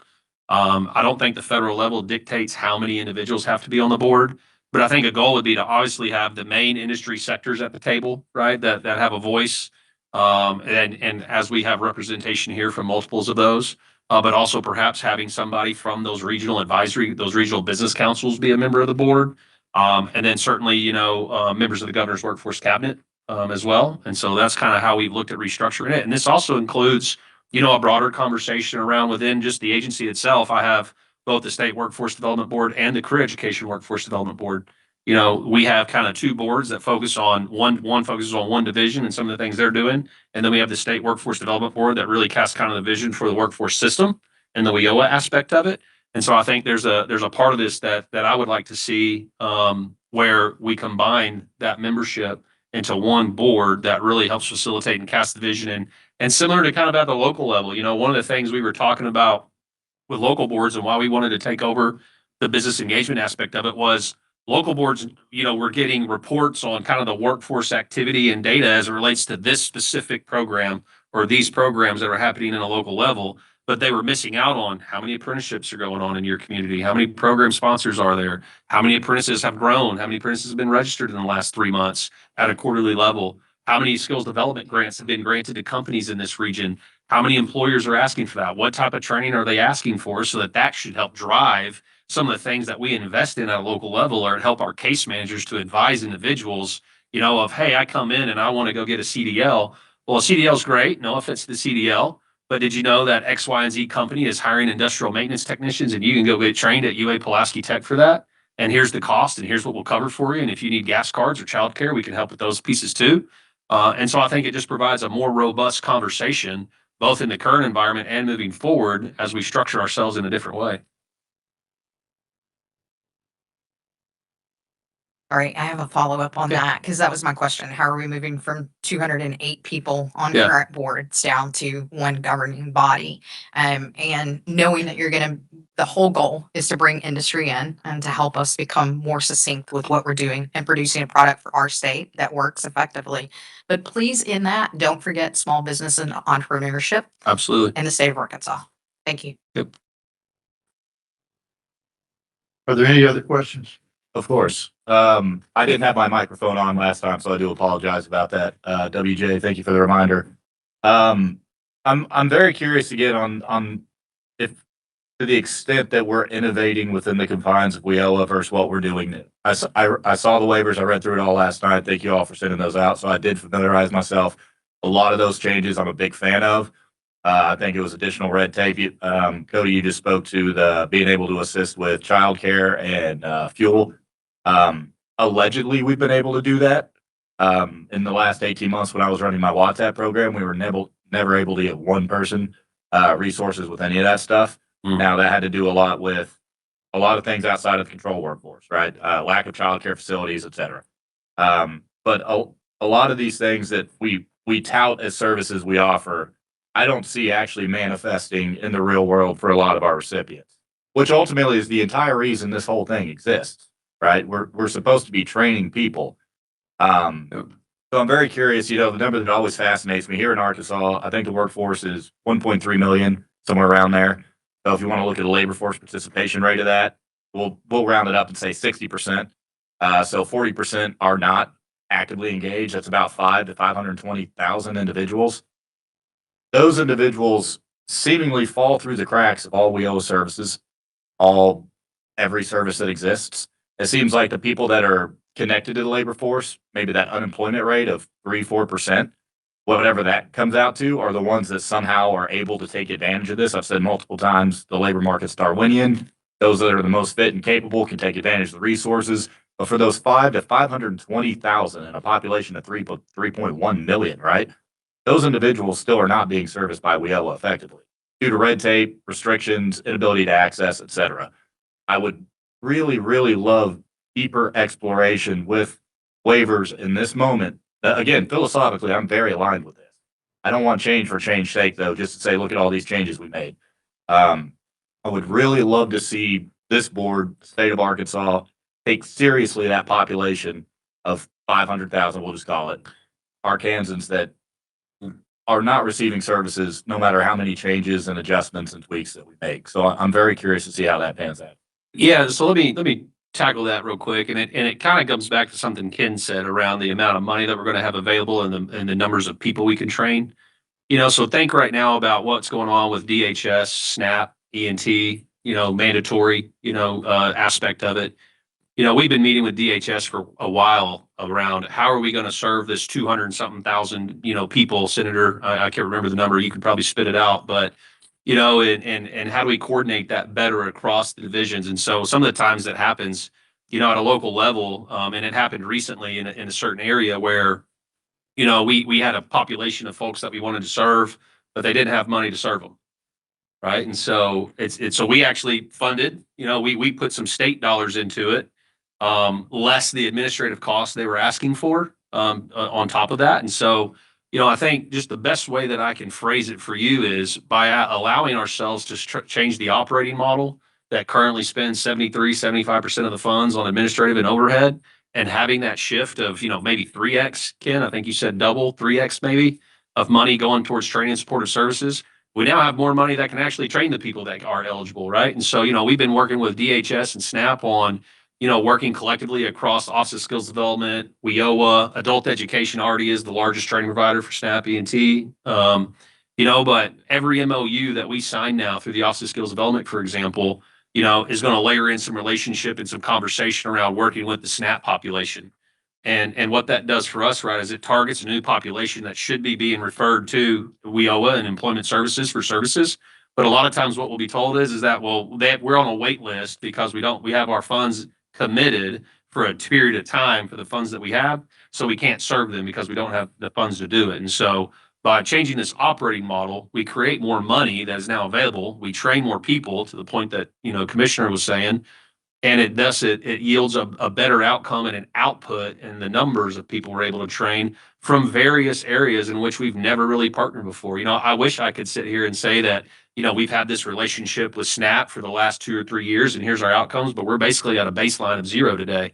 And how do we start to work across those divisions to refer candidates that are coming in for SNAP and TANF to WIOA for services and have money to be able to actually serve them? And I think that's part of it too, right? Is you have your own experiences with the boards in which you've tried to work with through WATEP, as you kind of outlined. But it's also the idea that we know that we get referrals from groups, or we make referrals to local boards, or however that connection happens, and there's no funds available to serve that individual, even though they would be eligible, and we could put them in a training program. And yes, we could provide childcare and transportation and things of that nature. I think there's some work to do on what we allow for support services.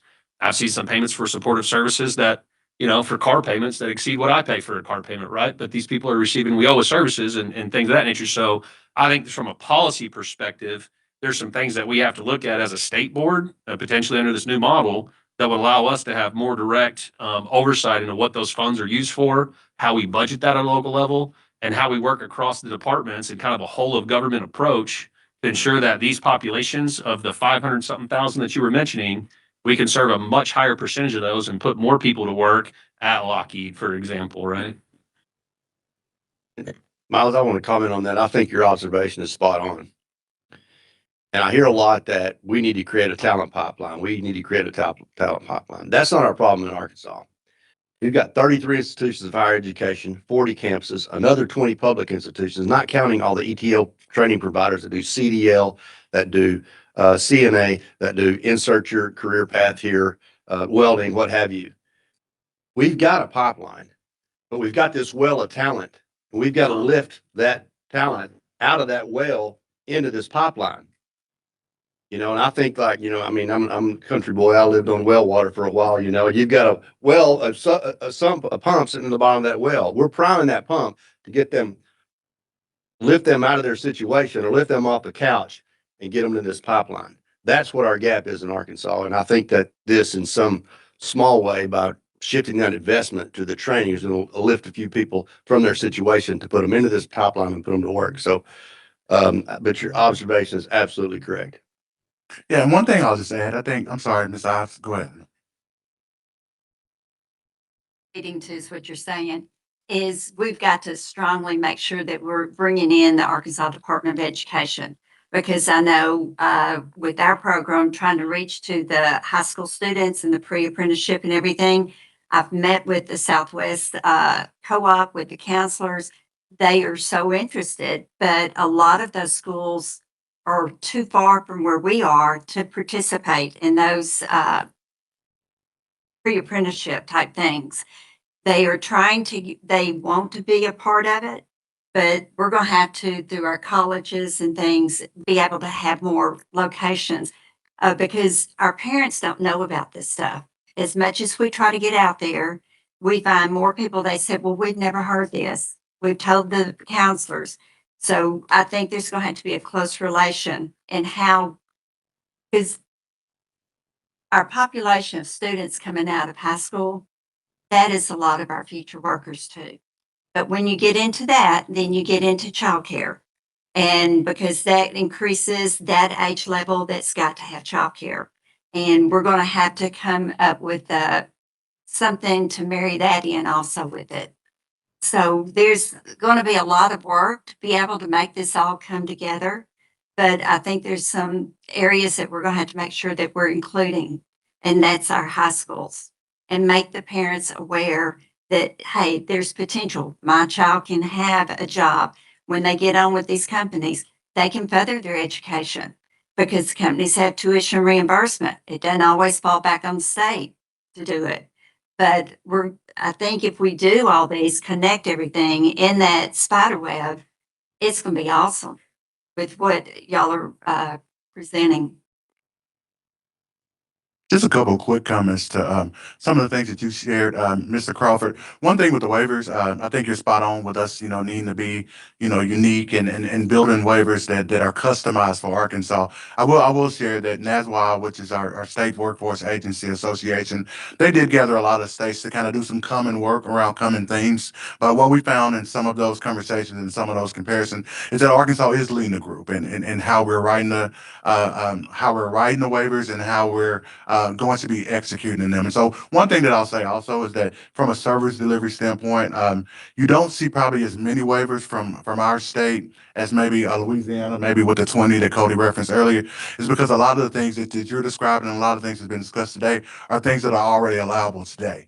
We just have not been really tapping into the innovation that we could do. With this model, we feel like with more funding, with one voice in terms of one board structure, directing priorities. If reentry is the priority for that quarter, then reentry is the quarter, and it's not just done in one area; it's done across the state. I think you'll see that centralized, and you'll see more outcomes based off of one structure versus the 11 versus one that we currently have. And to the local boards, defense, they don't control their formula funding at this time, and so they're working within the constraints of what they have, which is limited just because of how things are set by formula funders. And so they are limited in some areas, but again, this model just seems to work better from a business and an operational standpoint. I appreciate that. For the record, I'm philosophically aligned. I support the state. You guys have been doing awesome lately. I'm not here to bring anybody down. Again, just before you tear down the fence type thing, I'd really like to know what exactly we can expect to be different other than just a little bit more CDL training coming through Cody's point, to beat that thing dead. I'd really, really love to see actual change take hold and not just lead in these thought conversations at NASWA or NAWB. Like I want to see actual impact from these change because a lot of people are going to be impacted. I think it's a high stakes change. Again, I think we're very well positioned to make this change and manage this change. I think it is the right time. Just for the record. No, and I agree. Just another quick comment. We'll talk a little bit more about some of the things that are happening, through the governor's office with the reducing recidivism project. We've seen a lot of success and outcomes from that project, and we would have loved to see local boards tap in a little bit to that. And we feel like they may, through the months that we figure out what happens next with this. But through those models, early on, we discovered that, WIOA probably should have been able to contribute more to some of that. To date, I don't think WIOA, outside of just regular partnership, has a strong investment in that. And I think we've seen other programs, other agencies, institutions and so forth really kind of rise up to the table where we always should have done more. This model, again, gives us ownership of being able to say, hey, we're going to do this and not have to filter it down to another entity that right now is a service provider. I have a comment / question. First, pretty exciting to hear about this structure. I know when I think about this structure, I think about back in 2018 when Mike Rogers and myself, under Center English Leadership, was asking for some type of structure. I think it's important to keep the business, the industry at the table. I think inherently this puts them at the table. My question with that is, when you look at the timeline of the forecast of June 2027, what type of structure or guardrails do we have in place to ensure we hit all of our targets? And so some of this, again, it's concept at this point. We're really truly utilizing this meeting as as an engagement activity where we're going to be dependent on you all to help us build this thing. While we do have timelines and projections on how we maybe can hit these targets, and we do have more in-depth, plans and projections on how each month has certain activities which boards will work with. When we project, subawards will decrease and so forth. We do have those things in place, but we really want to get the buy-in and the vision from you all on how we build that. But to your point, we're speaking internally with our finance team, our legal team, and everybody that could be considered shared services to talk about how we can implement these things without disruption to services to any of our clients, whether it be a business or job seeker.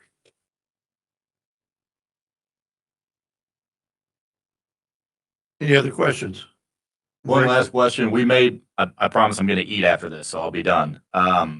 But do we have any idea how this is going to impact expectations of board members at this time, their role? Are they going to sort of have a different scope of responsibilities? Any ideas on that at this time? State board members, or do you mean local board members? State, yes, sir. No, I mean, at this point, no. I mean, we're in the phase right now of getting the 30-day, getting the state plan out for 30-day public comment. Once those comments come in, we address comments. If we make changes, we make changes right to the existing state plan. Bring that back to the board. Board continues to function as it does today. Submit that to U.S. Department of Labor. Receive feedback back and forth with them. Upon approval of the state plan and any of the waivers we get, right? It's not guaranteed that any of the waivers get approved, but obviously we think that a number of them, if not all of them, would be approved. At the point in time, in terms of the waivers that would be approved, the state board would still, in my opinion, and through my analysis, would continue to function as it does today, because any restructuring of the board would have to take place through legislative action. And so that's obviously until I think we meet in April of 2027 now, I think is when, or is it still January? I'm not exactly sure, but the legislative session of 2027 is when we would actually take any changes as it relates to the structure and operation of this current board and that of any other board that could be consolidated with this. That's kind of the window and the time frame. And I think the only thing that I'll add there is that long term, if all this pans out the way it's being proposed, you will see an expansion of the roles and functions that Yeah. state boards, state workforce board members do carry out. So for instance, now we never really we look at investments and we look at numbers and outcomes, but local boards actually develop their own budgets and they have one-stop committees that actually review and make decisions on how centers are operating and so forth. And so you'll see some expansion with this board's role on how services are carried out. I would also say you would see a different, like, not necessarily in your role, but like you would see a different quarterly board structure too, in terms of the reporting that you would get, right? You would start to see more information around the apprenticeship data. You would see more information around the Office of Skills Development and the grants and the investments that are being made there. Reports on career and technical education, enrollments at secondary career centers and things of that nature, right? So your view and visibility would be broadened as well throughout this transition, this process. One more question. What else other than, you mentioned the structure being a responsibility of the legislature? Is there anything else like appropriation of state funding that would be part of legislation in the next session?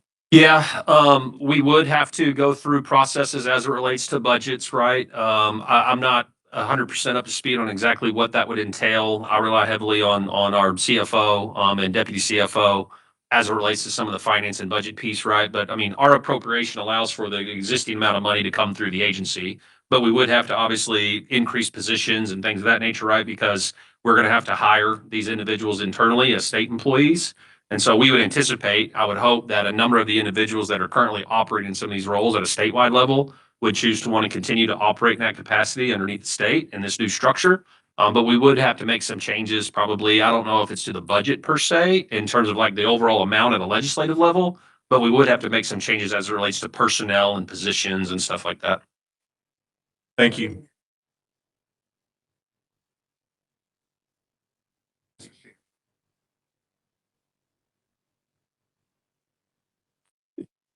There you go. This may be a chicken versus egg type conversation.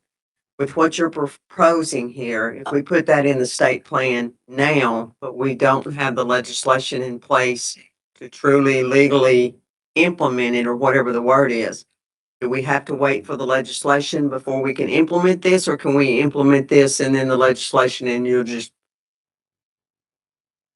operate whatever financially? You can answer that, then I will. Yeah, the way we understand it, the DOL will give us an implementation period to where, we'll have time to kind of transition into all this. They understand the complexities of, just going through all the compliance and regulatory type activities. And so the way we understand it now is that we'll have a period of implementation that will allow us to get to that point. Waiver provides the path. We have a time frame in which to implement that path, which includes legislation, which includes all those things. So we can't move forward with any of that stuff until we have the waivers approved. So that's kind of the process. To ensure we omit obscurity, what role would the state chamber have in this transition? Here, maybe reading wants to talk about, but the thing that state chamber's been a valuable partner, for, as long as I've been around, whether it's through career and technical education and secondary career centers and funding of that nature, whether it's been through, some of the things we did in the last legislation with the administrative assessment on unemployment insurance and creating more funds towards workforce development. So in this scenario, right, I mean, they are the voice of the business community in the state of Arkansas as well. And so we would rely heavily on the state chamber, local chambers, economic development, obviously one, to help us identify employers in the areas in which we could leverage to be a part of the business councils, but also to help drive and ensure that we're meeting the needs of businesses in the communities, whether that's through an existing company expansion or a company that's looking to do business here in the state. Obviously, some of that happens within economic development here in Commerce with Clint and his team. But the state chamber plays a critical role in anything that we do related to workforce development, economic development. Thank you. I appreciate that. Yeah, and Candace, yeah, sorry. Just real quick, and I'll add as well. So over the next month or so during the public comment period, just a reminder that we're at this point, we're building a concept and we're setting vision. And so we want to make sure that you guys were understanding what was being proposed based off some of the feedback that we've gotten, from you guys through strategic planning and so forth. But ultimately, we're casting a vision now, and then we want to use the next 30 days to really engage more stakeholders. So we've done preliminary work, but we plan on, again, talking more in depth with local boards, more businesses, chief elected officials and so forth, to make sure that when we come back after the public comment period, we can give you all of that feedback and you can make an informed decision based off the full comprehensive type stakeholders. Is there anything that we need to do to help you all with that public comment period as business owners and different stakeholders? Do we need to help get that? Yeah, I mean, I would think, or- I would hope that all of you would, communicate this throughout your different communities and groups and employers that you work with on a daily, weekly basis. We want this to be something that has a lot of input to it, to the point that's being made and how we mentioned. I mean, this is a big transformation of our system here in the state. While other states are having a similar conversation, this really will change the structure of how we operate. And so the more private sector input, the more community stakeholder engagement that we have, the better our plan will be in the long run once we have those opinions. Okay, any other questions or comments? Okay, agenda item 3, next item on the agenda is hearing an overview of the state plan modifications by program. And as we move through the review of the plan modifications, I'll ask each state program director to prepare and give a brief high-level summary of the key changes within their section of the plan. So we owe a Title II Adult Education and Family Literacy Act programs, Dr. Trina Miles. Thank you, Chairman Anderson. So most of the changes that we made were to be aligned with the pillars from the federal government. Pretty much we were already sort of embedded in our plan, but we specified some of those things. So one of the things that we talked about is how adult education supports in-demand industries and career pathways. We included more details on pre-apprenticeships and other training programs. We removed being a TANF provider and expanded on our services for the SNAP ENT program. We provided current examples of adult education providers working with colleges, two-year colleges, and other training providers. We also verified and aligned adult education's intake with the joint per requirements because before it wasn't as aligned, but so we now have that aligned.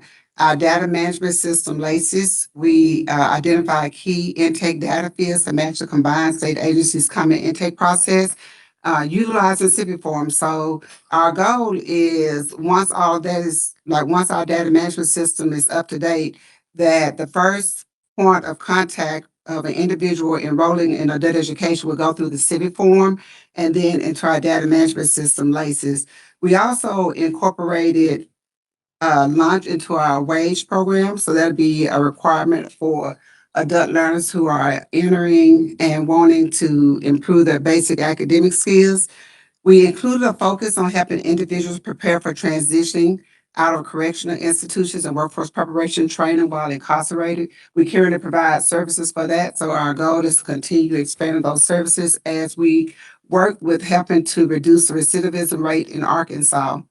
We also updated our level targets for the PY 26-27 year, explained how we access and use quarterly UI wage records. We align services to the following federal pillars: industry-driven strategies, worker mobility and accountability. So we're working to make sure that when our learners leave us, that not only are they participating in job training programs, but they're also entering the workforce. And lastly, we added our employer services that we currently provide. We do workplace classes and incumbent worker training on behalf of employers, and we also do literacy task analysis. So because we have so many, that was just a quick one so that others will have an opportunity to share. Are there any questions? I'll just make one comment. One of the things that we're implementing now, and as part of our plan moving forward, is some of these manufacturing academies across the state. I think it's at 5, maybe 6 locations where we're planning to start this. And so, again, it's another opportunity for us to leverage the funds we have, make referrals across the different areas, and source opportunities for people to gain employment that are coming into GED programs or successfully completed a GED program to put them into another opportunity, another pathway outside of perhaps something they were thinking. Are there any comments or questions for Dr. Miles? Okay, moving along, we'll talk about WIOA Title IV, Arkansas Rehab Services, Commissioner Joe Baxter. Hey, thank you, Chairman Anderson. Here's some of our key updates for ARS to the state plan. We provided updates to common elements section under core program activities to implement state strategy, and in the ARS program specific section under goals, priorities, and strategies. ARS addressed the anticipated passing of legislation in 2027 to combine Arkansas Rehabilitation Services and Division of Services for the Blind into one vocational rehabilitation agency. Under the State Rehabilitation Council section, ARS emphasized that SRC membership is not in compliance and will only have 4 members after February 1st, 2026. Federal regulations and the governor's executive order requirement 15 members. For this update, ARS completed a new 3-year comprehensive statewide needs assessment in 2025 and updated the CSNA section of the plan. Key findings addressed employee training, the needs of individuals with the most significant disabilities who require supported employment, minorities, and the unserved and underserved population. Other findings addressed pre-employment transition services and the utilization of community rehabilitation providers. In the goals, priorities, and strategies sections, ARS added language based on DOL and RSA guidance to show how ARS will advance Americans' talent strategies 5 pillars, and we made minor modifications to the goals and priorities related to increasing competitive integrated employment for clients and building stronger relationships with employers. Under the evaluation of reports on progress section, we made extensive changes to update the progress on goals, strategies, and priorities set in program year 24. And then finally, we updated the current personnel numbers and 5-year projections of personnel needed. With implementation of the new pay plan, ARS expects to more easily recruit for unfilled positions and to reduce employee turnover. Those are my updates. I'll stand by for any questions. Any questions for Commissioner Baxter? Thank you, sir, very much. Thank you. Just one comment for the board. I guess this is going to be a theme for me. One of the things that we've done is surrounding the business engagement aspect of ARS, DSB, the whole group. We had a business engagement unit that was really more so focused on job placement, and how they were structured. And so referrals from counselors coming to the business engagement unit / job placement team were not happening at a rate in which was consistent with how we want to do business. And so one of the things that Joe and his team have done is really worked hard with the field services team, Carl Daughtery, Gretchen, and her team within business engagement, and created a much more seamless pathway for how referrals come from individuals and participants, clients that are considered job ready. Once they're considered job ready, right, they're transitioned to the job placement team with launch profiles created to assist them in obtaining employment. One of the also things that we did just recently was provide access to that team to AJL. They were having to go out and almost manually, in some ways, identify businesses that they could leverage to hire from a recruitment standpoint for the clients that they were serving. And so now our team is much more aligned. They're much more structured as it relates to getting the individuals that are job ready, having access to AJL, State Job Board launch, all these things, and be able to work with clients in a much more efficient, effective way to get them into employment. And again, this is part of our overall realignment of how we're doing our business engagement efforts, ensuring that we maintain single points of contact with Justin's team and some of our regional folks, and not having multiple layers of the agency and the division reaching out to employers for specific asks or requests, but really coordinating that in a much more effective way. So thank you. Thank you. And next is, WIOA Title IV, Division of Services for the Blind. And I think Director Waits is going to. Unknown participant is now exiting. Yeah. As you all know, we're still under a furlough of 56. I think you all still know. If not, I'll tell you again. We're still under a furlough of 56 individuals within our Division of Services for Blind in a very unfortunate situation due to lapse of funding and really some mismanagement of funds at the agency level and the division level. So, one of the things that this was the report that was provided a few months ago. And so I'll just read through this a little bit, but at the end of the day, kind of the high level points are Arkansas Rehab Services and Division of Services for the Blind anticipate that in 2027, there will be some legislation to merge these two. This has been an ongoing discussion for a number of years. But when you look at kind of the operating model, again, as we're talking about Title I of WIOA versus Title IV, ARS and understand that when this occurs, a new comprehensive statewide needs assessment will have to be done that reflects the needs of individuals with disability agencies.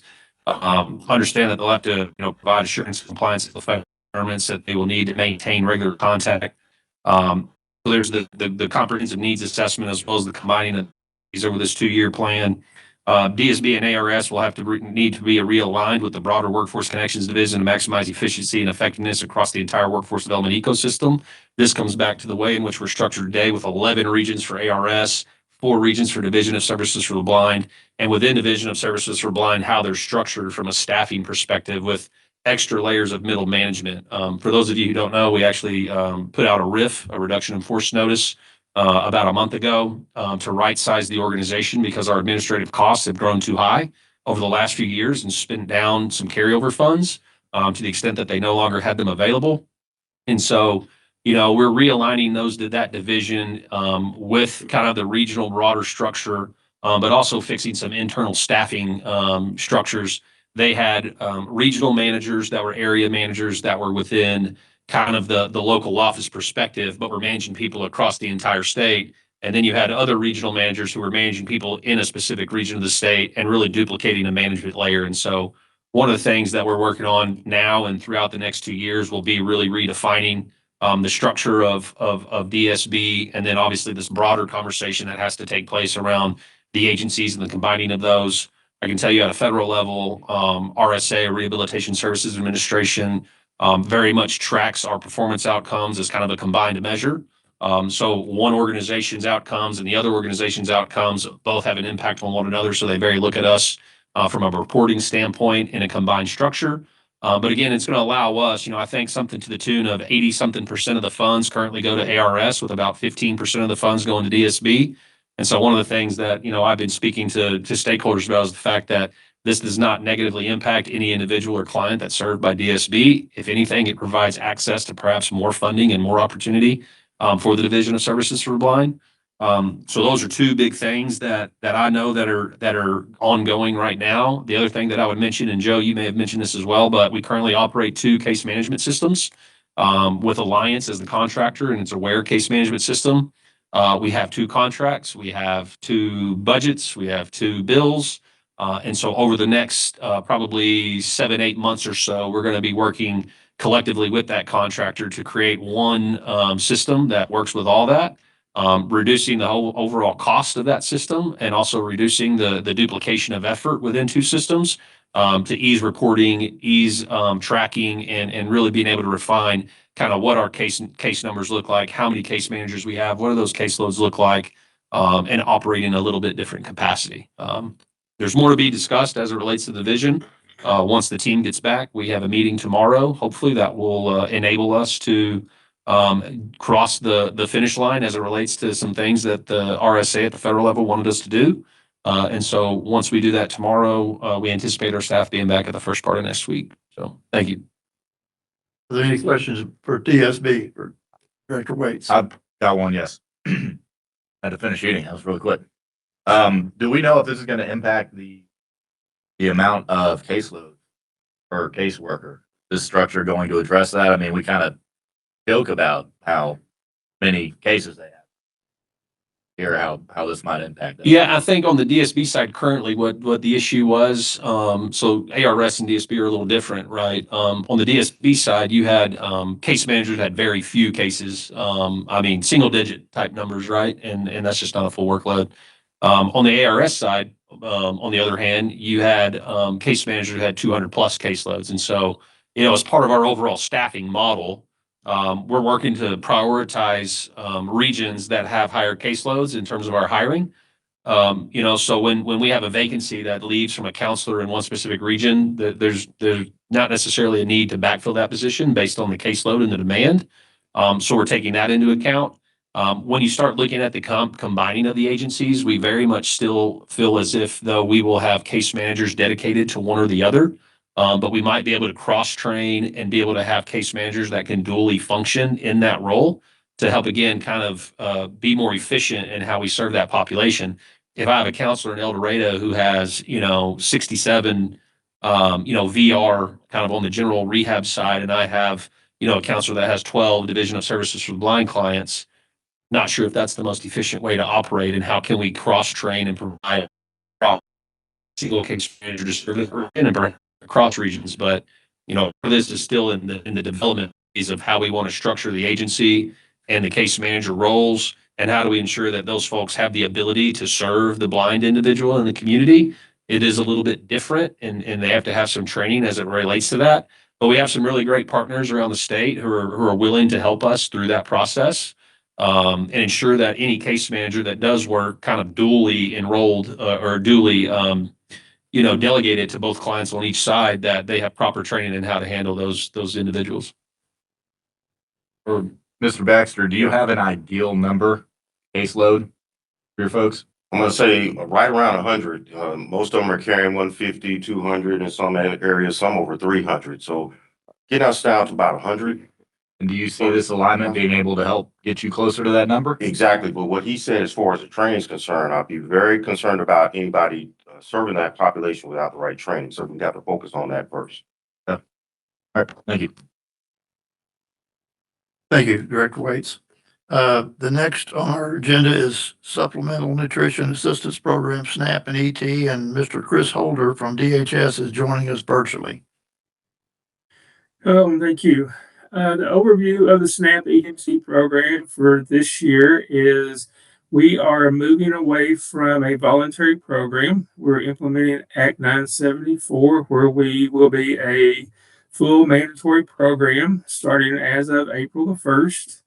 Our policy has emergency promulgation on April the 1st, and we anticipate going live on April the 3rd. Our computer software rolls out on this coming weekend. So you're going to see that major change go into place.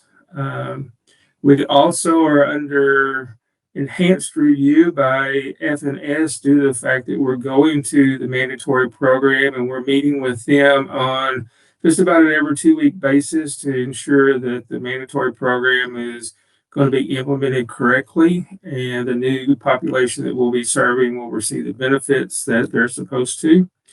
We currently have 4 providers for the state of Arkansas, and we will start looking for a couple additional providers after April. So I'd be looking for feedback for any potential providers that are out there that might be willing to come on as an ENT provider. So that's the high level overview that we have right now. And that's our biggest change that we have going on and that we are facing as a group right now. Any questions? Any questions? And maybe I should know this. What's the difference? Voluntary, what is that? Can that be elaborated on for me? Prior to, in the voluntary world, you did not receive any type of sanction if you did not participate in the SNAP ENT program. Under mandatory, if you do not meet in a certain set of exemptions, you're required to participate up to 80 hours a month doing some sort of work activity or some activity that is assigned by your SNAP ENT provider.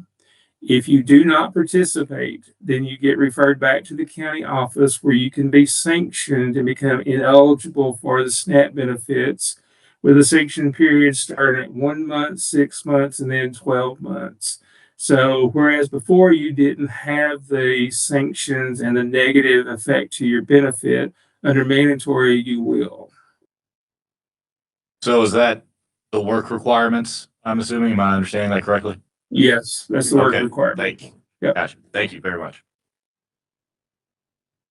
Are there any other questions? Thank you very much, Mr. Holder. Appreciate it. Great. The next is Unemployment Insurance Program Director, Kristen Rhodes.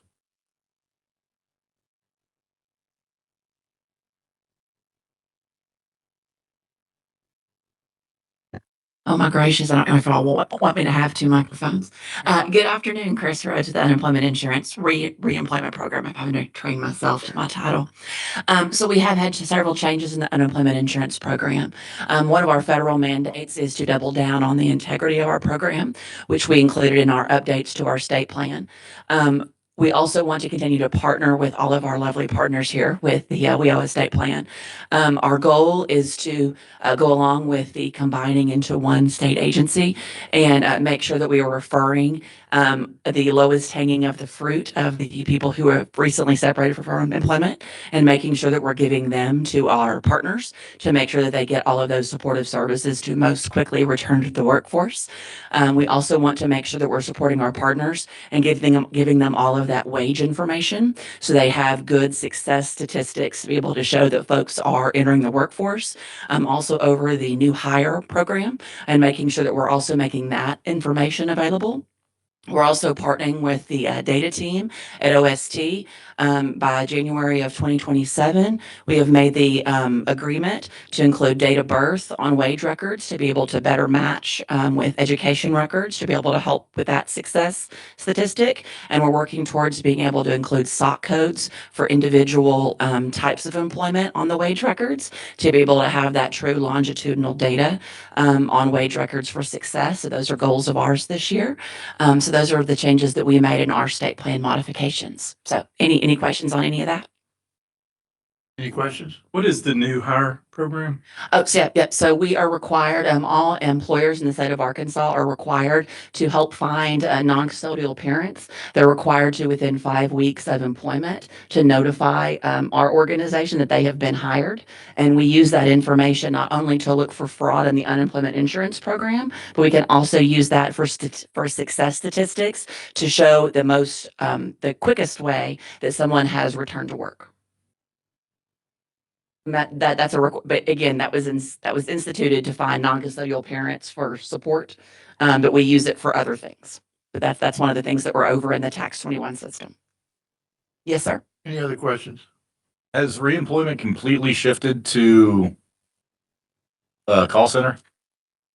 So we are over the front desk staff in all of our local offices, but we do use call center as our main form. As Cody indicated earlier, to be able to staff in person in office is just not a good way to be able to provide service at the level that we have to provide services for claims taking. It's just not efficient. Using an online method and then a backup of call center is the most efficient way for us to serve the population that we need to serve and keep our costs low. So our admin costs are also low compared to the amount of services that we have to give. So are those desk workers cross-trained in reemployment or are they specifically reemployment? Yeah, so our front desk workers, they are meant to be intake individuals. So they do ID verification for unemployment insurance. They are to kind of direct traffic in local offices. So they do intake. They keep track of how many people are coming into the office and for what services they're there to receive. So we keep numbers on that, and we can again, direct traffic to the other partners in the building. And they take general messages, like, for example, if there's not staff on a specific day of the week, they can take their information for return. So the Contact. reemployment staff is going to be full-time where they are on site? That is reemployment? That's Yeah, not like those are my staff. Front okay. front desk staff are my staff. Yes. Yeah, just jumping in if I can. Yeah, they work really closely with our ES staff. So ES staff, while ES staff are working in resource rooms and meeting with individuals, Christian staffs are navigating and directing in appropriate ways. Yeah. And in some of the smaller offices, my staff also assist in the computer lab to help them file claims for unemployment insurance and with the launch system. That is a change that was also included in the state system. In the state plan. As of January 1st of this year, it's a requirement for all unemployment insurance claimants to be registered in the launch system as opposed to Arkansas Job Link. And now just really quick, if I can, still Sure. spend your time real quick. This was really a strong move for us. This is something that Director Rhodes, pitched as a solution to kind of work together. For us, Cody just mentioned, Director Waits just mentioned, the rift that we had within our employment and training department. It was only 10 of the 26-ish individuals who were impacted by that, but the number probably would have been way higher if we wouldn't have had this type of model in place, because we would have needed more staff to kind of man offices. But, when reemployment stepped up and said, hey, we'll at least take the intake piece and the front desk part of it, that helped to kind of, I guess, maybe share some of the intake piece. So thank you. Is reemployment funded through SUDA or WIOA in this instance? So we get, it's called the UI admin grant, and that's actually a pushback of FUTA funds that are submitted by the federal government that we get, and all state unemployment insurance tax goes directly to the trust fund, which is then used to pay the benefit portion of unemployment insurance benefits. So you're funded through the federal, not the state. Our admin is through federal, and then the benefits that we pay out are state. State, right. Yes, sir. Okay, thank you. Any other questions? Thank you, Director Rhodes. Thank you. Appreciate it. Thank you. The next is Career and Technical Education Programs, Director Ross White.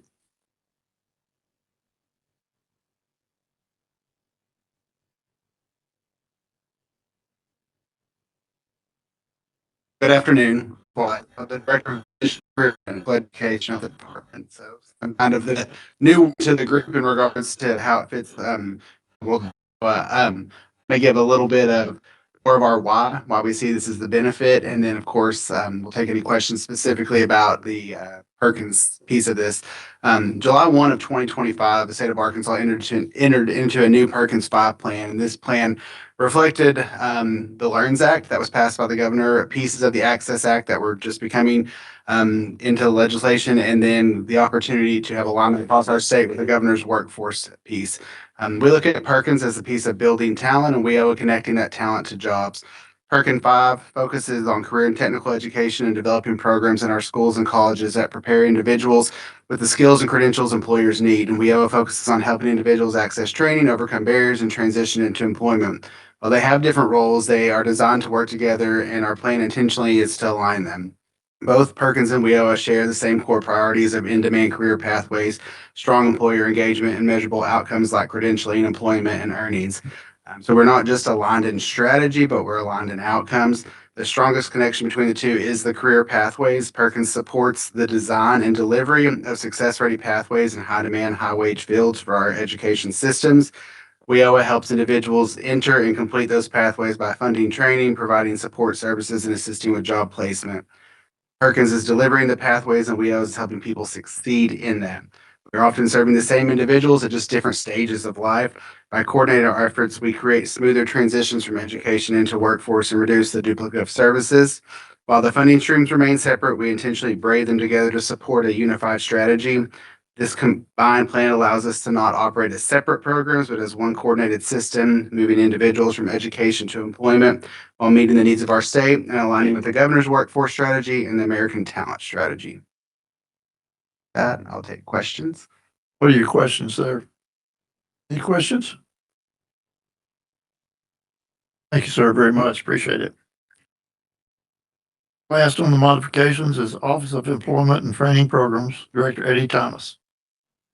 Thank you, Chairman Anderson. Really quickly, two programs that are outside of our wheelhouse Title 1 and 3 is one is TAA, Trade Adjustment Assistance Program. This program is currently under a sunset status. We no longer have confidence in how long this program will exist, but it still operates in our plan. We just describe general programming, and we do describe how individuals who have not exhausted or utilized their lifetime training benefits can still have access to those funds. And so TAA is no major updates there, but we're selling along with program as usual with that program.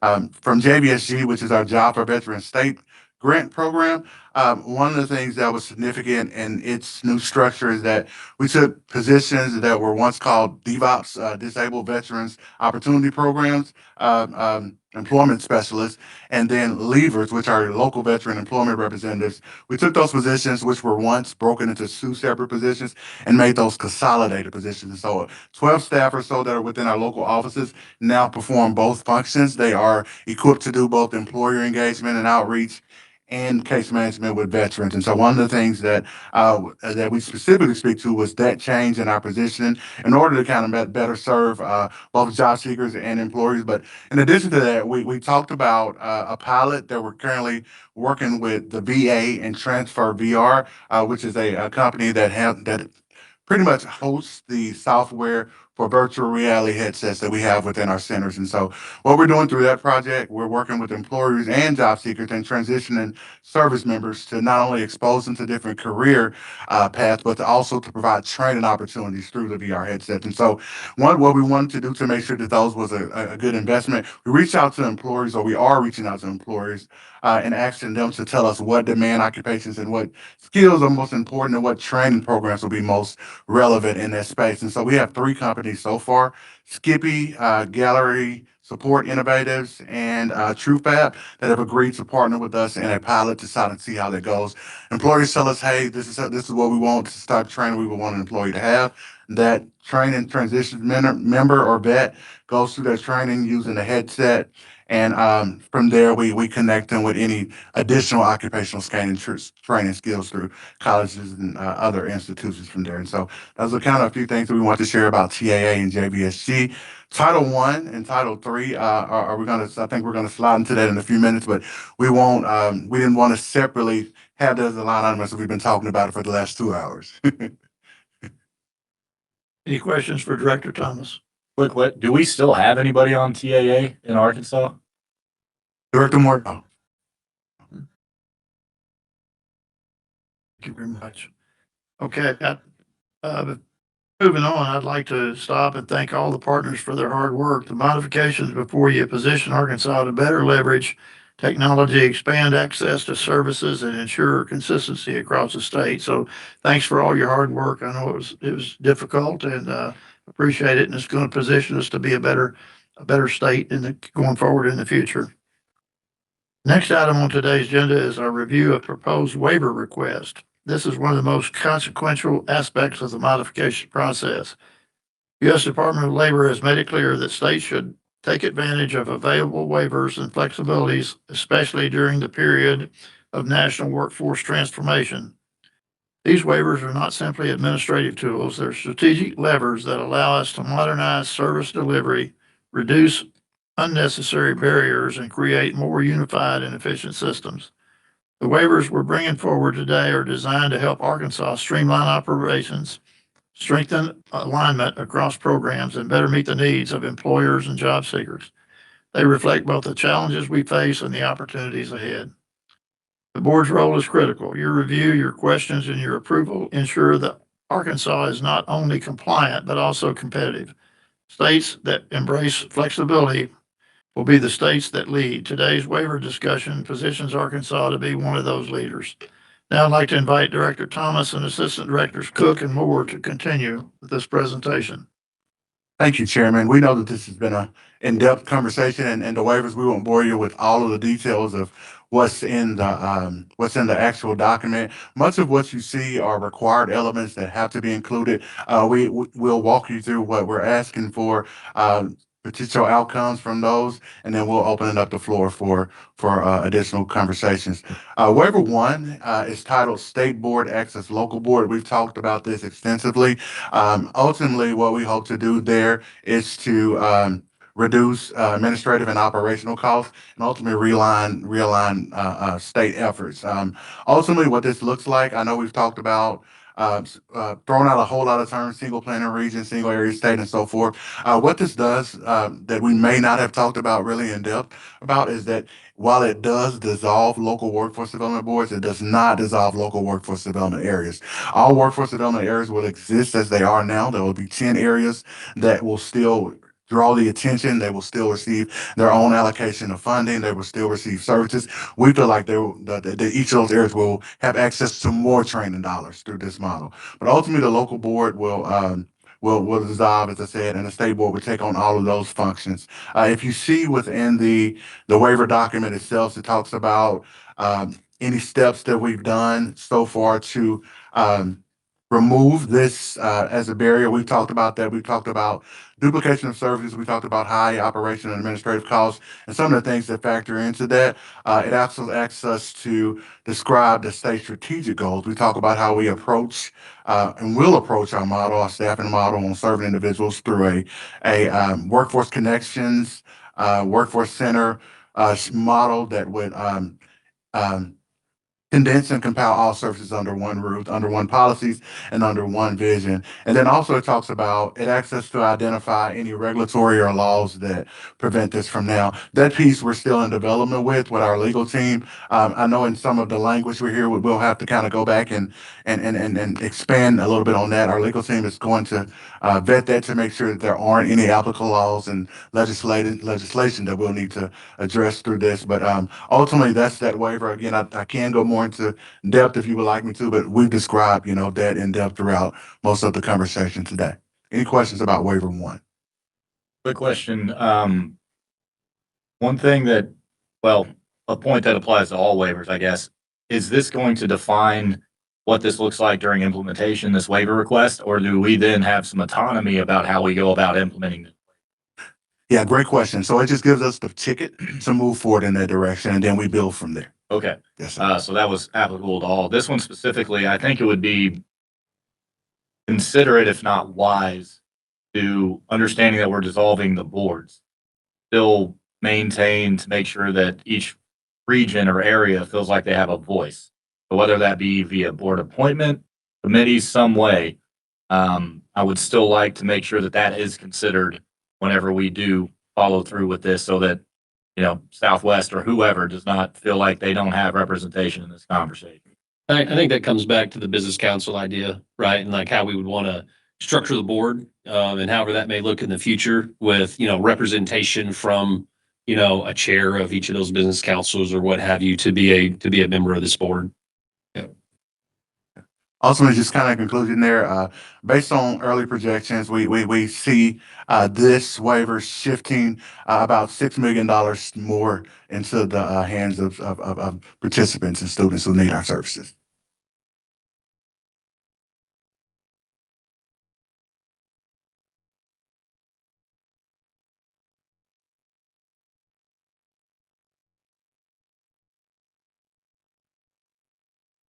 Yeah, absolutely. Yeah. To Chairwoman's Bashir's point, it does change everything. I think we'll have to go back to the table and reassess, those strategic goals, because we'll have an expanded role, or you guys will have an expanded role in what you hope to accomplish. Whereas now it may say local boards will, you guys will take on that function. And so the State Workforce Development Board will, in conjunction with Arkansas Workforce Connections, will.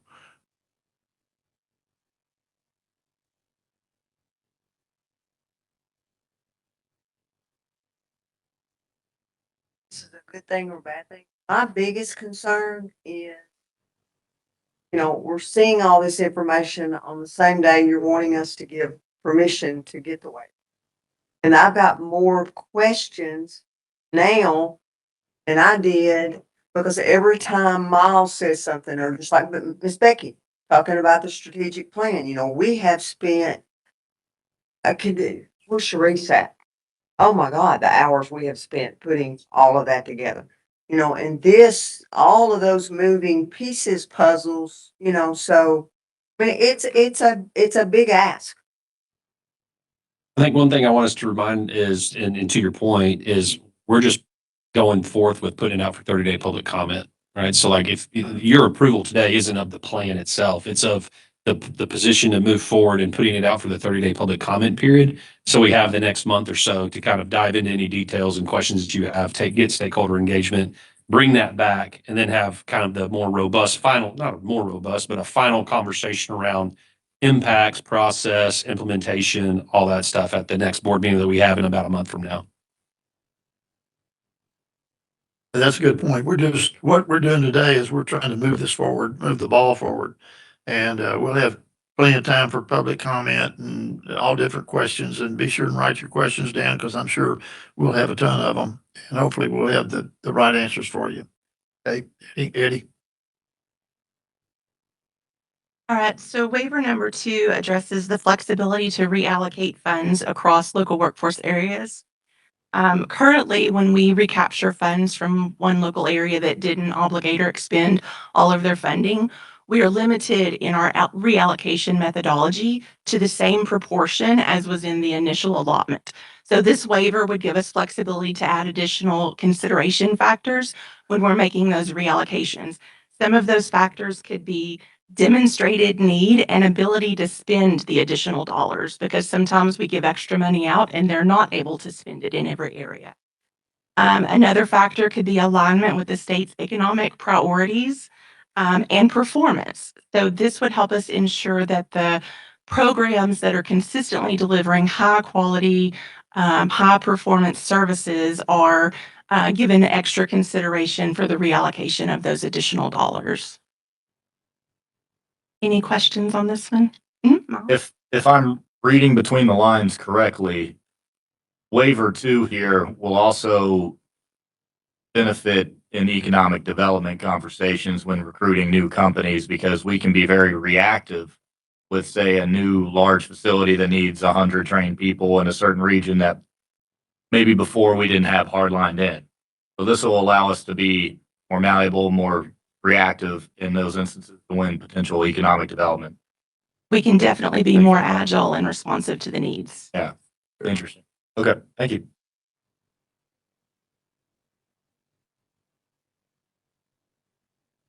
All right, waiver number 3, the network of affiliate sites in lieu of comprehensive centers. We are asking for a waiver for the requirement of must having comprehensive centers in every board area across the state. What this is going to do for us is it will allow us to engage in virtual services and remote services so that we can hit participants where they are. We know that in the state of Arkansas, transportation in many rural areas is a big issue. And so this will allow us to engage with partners and operate in other facilities across the state. We may engage with libraries. It opens us up to be able to even have people staffed in DHS offices where participants are that need our services. It just opens the area up. You know, across the state and across the world, things are not still being done the way they were being done in 1970. So this just allows us to expand our reach to be able to reach participants. Any questions there? Just want to make sure I understand this right. So we're kind of removing the barriers of having to offer comprehensive services, so we can have those remote services provided.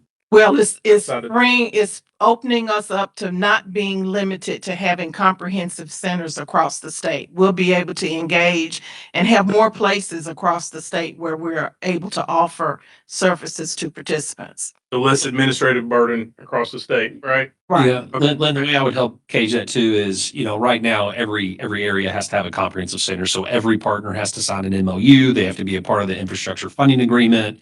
And if you've ever been through one of those, it's a lengthy bureaucratic process that takes a lot of time, effort, and resources, as well as the difficulties that we have sometimes in finding real estate in some of our local areas that prevent us from really truly having and accommodating the idea of a comprehensive center. And so it's less bureaucratic. It provides us the flexibility to not be required to have a comprehensive center where you have all the partners in one building. Obviously, that would be an ideal situation, but even today, while we meet the requirements of a comprehensive center, it doesn't necessarily function in the idea of a comprehensive center. And so this provides us the flexibility to put people where we need them and not try to meet some mandate that really doesn't yield the benefit it's intended to do. That makes sense. Yeah, and just again, just to add there too, Director Waits mentioned this, earlier and kind of really leaned into this no wrong door approach. And so while there may not be as many physical centers possibly, we'll still have many access points through partners with DHS, through adult education centers, through ARS offices that are not currently certified centers. So we don't foresee any compromise with comprehensive services, just maybe a shift in physical structure. Right, adding to that, we currently have the mobile units that go out. We'll be able to engage them on a more consistent basis to be able to provide our services everywhere where people are that need these services. One thing I'd like to bring about being on the strategic, I learned that we really didn't have a communications budget. And if we're going to be doing this statewide, I think it's going to be very important that we do have a piece of that budgeted so we can do ads on the television where everyone's going to be able to know how to do it, what to do. So I don't know if that's going to create a position or just making sure we have those dollars. Yeah, we wouldn't have to create any positions. Part of the structure of commerce now has a shared services division for communications, which serves us. And so we pay as part of our indirect rate that's been negotiated with the Department of Labor to shared services for all fiscal, HR, communications, legal, and all those things. And so they work on behalf of us. And so we would have the ability to do marketing and communications and things of that nature. We would have to put some direct expense of that into a budget for direct outreach and communication. But to your point, I mean, I think that's a critical component of everything. I think you said earlier, people didn't know about this program or that program or whatever you were doing with apprenticeships and pre-apprenticeships. So yeah, we understand the need very much so for a much more broader and targeted and intentional marketing campaign around this structure and how we go to market and how we deliver services to businesses and individuals.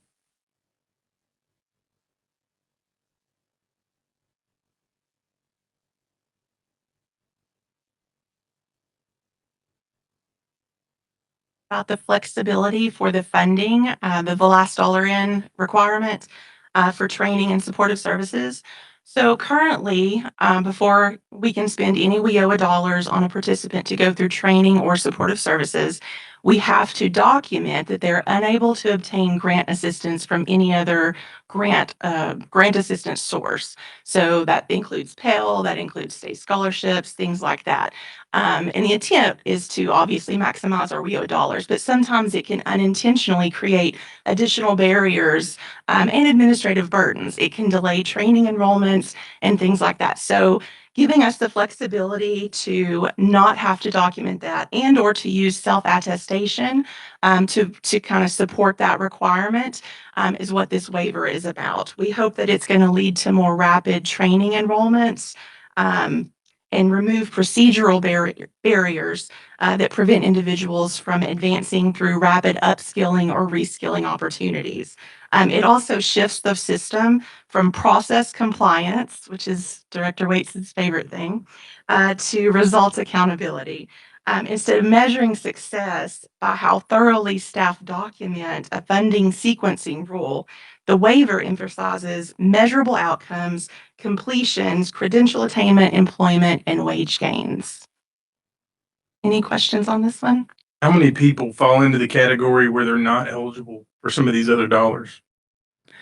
I don't have the numbers in front of me. Anecdotally, we hear about cases where there are barriers. They weren't able to get everything documented in time. There's also a requirement that, you know, even if they apply for Pell and they haven't received it yet, WIOA can front the money, but it has to be reimbursed by the college. So that there's a lot of administrative barriers that come along with this requirement. And I would add to that, that this is a huge problem across higher ed on last to pay, who plays first, and to the point that we passed legislation in the last session to dictate a stacking, what we call stacking policy for financial aid, because it's a burden on students. They think they're going to schools will be paid. There's enough money there. Everyone wants to be last to pay. So who's last to pay? But we give some guidance on that. And I think this complements that to the point where students are going to have less burden to get their finances approved. And so that they can have, you know, money they need for wraparound services, whether it's to pay rent or fuel or childcare. This is a really good move, in my opinion, for the education side. So, kind of follow on and put you on the spot. You may not have the answer, but how many of these barriers are because of a lack of digital literacy? And are we doing anything and that may be another discussion, but if you know, are we doing anything to address that? I think that's a great question and a great call out. I will tell you that digital literacy is one of the things that's on our radar that we know we need to improve across the state, not only for our participants, but also for our staff. So that is very important. I don't know if that specifically is one of the barriers. I would say it makes sense that it would be, though. I would, if I could comment on that too, that there is some of that still exists, especially in non-traditional student populations for older students. But what we see a lot is they go to their WIOA provider and they're waiting on the signature there. Then they're waiting on their federal financial aid. And then they're waiting on their state aid, and they're waiting on their institutional aid. And all these things have to happen in time. So the process delay is ridiculous for an individual. It's just not like what you would expect to walk up and get a service. It's just, the system is not good for these students. And I think, again, this is a good waiver. And I agree with Dr. Warden. In our program we were running, we had multiple people that, because of the last dollar in, ended up not being able to get into training programs because our program was 13 weeks, the delays it caused. They couldn't even get enrolled by the end of our program due to that restriction. So I agree. I think this could have been done a while ago. And I'll ask this question just as food for thought. I think one of the main things we do as a board, and really in the staff, what they do is try to break down barriers. And I would just ask that we consider, is there a way we can make some of these barriers more robust that we might not be addressing as well as we can? If digital literacy may just be one, but it helps to understand if we can help streamline, if somebody can help wrap around services that streamline the state, the federal, these different things, because if we can pull from these other dollars, it creates less of reliance on these dollars. So they can go other places. Chairman, we'll move now to waiver number 5, which is the state plan acts as a regional plan. Ultimately, with the state board taking on roles of the local boards won't exist as they are now. And so we're proposing that the state plan, which is what we're working on now, will actually become the regional and local plan. Same information, streamline services, streamline strategic goals, no longer 11-1 model to where state board has a vision and then each board has a vision. Just one vision, one state, one model. A little elaboration on that, if you wouldn't mind. I was under the impression, obviously wrongly so, which happens a lot, surprisingly, that there was still going to be some regional planning involved in this. So what is that going to look like without the formal plan itself? Yeah, really, really great question there. So those regional business councils and some of our affiliates like CTE and so forth, we would still bring those individuals in for public comment, for stakeholder engagements to kind of really still get buy-in about what's important in those regions. We'll use LMI information, labor market information, and other data to make those determinations about what's best for those organizations. And so all that will be embedded into just what a state plan. And we would, again, all 10 local workforce development areas will still exist. And so as you see our plan today, or we'll see our plan today, you'll see what each area, it describes the labor market and in-demand occupations and so forth. So all that will remain. I think overall I'm a big fan of that. I've been, when I was on the Western board, through the process of the regional plan, and it was such a headache. Yeah. Now it's necessary to be well informed about investments in that area, et cetera, but I mean, every board doing that and then having to come back, that's gonna relieve a ton of burden off their local staff, off your team going back and forth. So I do like that. How often are they gonna be required to do that? Just as the state is putting together their board, are you guys gonna have communication with them to draw that, or do they have periodic reporting? Do we know what that's gonna look like for them yet? Yeah, it'll work in conjunction with the 2-year modification cycle and a 4-year plan. And so I think it's important, like the planning committee has done, to always be working on it. But officially, what's going to have to be submitted to DOL will remain with the 2-year modification cycle and the 4-year extended plan. And just kind of important to kind of mention right now too. Later on in the agenda, you will see guidance that we're issuing or will be issuing to local workforce development boards to start developing their plans, because this isn't approved and this model isn't approved. We still need to move forward with the local boards developing their current region and local plans. And so it'll seem like we're doing two things at once, and we are, but I don't want the boards to be confused about why we're still doing that.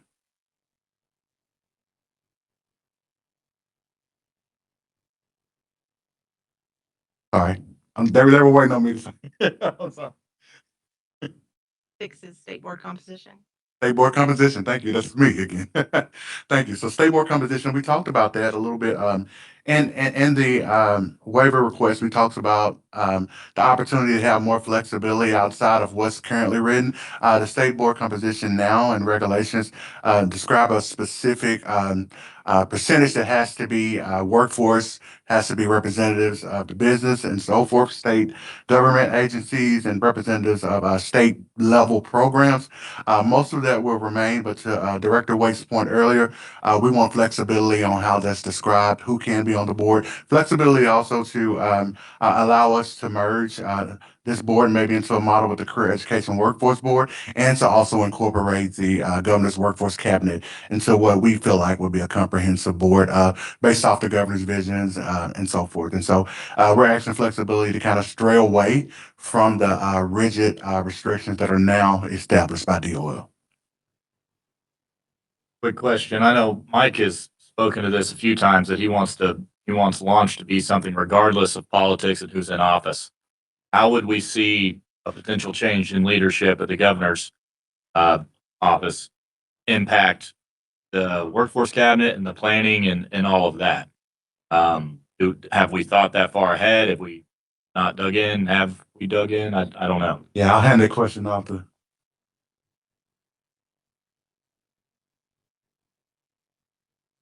It's a tiered approach. The first is to satisfy every level of legislation that comes through as a solution to remain compliant with the requirements of Ms. Learns or Access or Protect, any of those pieces of legislation to be able to facilitate the outcomes. And what puts us in a unique perspective, and you asked a few hours ago maybe about how Arkansas is competing and being unique. There's not another state that has the visibility and awareness through the data and KPIs to drive the business to accommodate the waivers that other states are putting out there. So that's where Arkansas is leading, and it's why Arkansas is getting a lot of encouragement to leverage every resource we have. The ideal goal is to build out the full capacity of launch in a staged approach so that it will be a no wrong door that allows for legislation to be met and to be able to provide resources in a very efficable way to our constituents.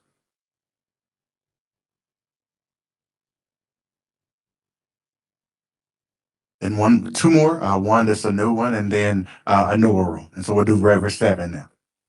Okay, so number 7, just real quickly, removes the administrative burden of having to maintain agreements for all 14 of the youth program elements. Currently, whether they're used or not, the local areas are required to have agreements in place with providers for every single one of the youth program elements. Anecdotally, again, not all of these are used, and it does create an administrative burden. It's not to say that the partnerships aren't there. It's just that they may not be documented or maintained up to date. So we don't anticipate any lack of services to the youth. They would still be available as needed, but we wouldn't have the administrative burden of maintaining the agreements. Any questions on this one? I know. Within youth programs and some of these waivers we're seeking, I know manufacturing has been shy on hiring individuals under 18. I think uses 16 to 24? That, Two categories, yeah. In-school youth is 14 through 21, and then Okay. out-of-school youth is 16 to 24. is this going to allow for any new training opportunities or investments into youth outside of what we're currently doing? Which that kind of bleeds into the renewals that we're asking for. And so, and if we can, if you're okay with it, I'll kind of combine all of this. So the renewal waivers that are already currently approved in the 4-year plan, one is for us to be able to serve in-school youth and out-of-school youth at an equal ratio. Right now, the restrictions are 75% on out-of-school youth and 25% on in-school youth. So we're asking to renew that waiver. And the additional one that's complementary to that allows for ITAs from in-school youth. And so Ms. Ives talked about, being able to serve and invest in individuals that are in high school. I think with CTE coming on board, we can actually strategically now start investing more into those students, building them on a pathway to kind of lead to employment immediately after receiving their first credential. And so I don't know if I answered that or not. Provide an example of what that ITA can fund? Sure, anything that's on the ETPL, and so anything that's in the in-man occupation, any training program, or the state board would have the flexibility to partner with contractors to build programs or work with employers to design or customize programs that meet the employer demands. Are there any prohibitions to youth in apprenticeships that have been an obstacle on any level? No, Okay. we've just not tapped into that innovation a lot. All right.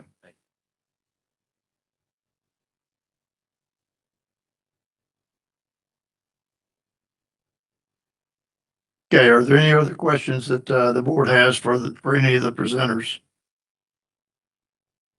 Okay, hearing none, I'll ask that right now we'll open the floor for comments from the guest. Staff, would you please inform the overflow room that the public will have an opportunity to address the board next? Those who wish to address could come in and address the board. Is there anybody in the overflow room now? Chairman, we do have several local workforce development board members, I think, that are interested in testifying or presenting before the board today. And so I think staff is probably transitioning them now. So, Okay. yeah. If it pleases the chair, as we wait for the guest, I would make a motion that we, if it's in the right order, approve the slate of waivers as presented. Okay, the motion's been made and seconded that we approve the waivers. Is there any discussion?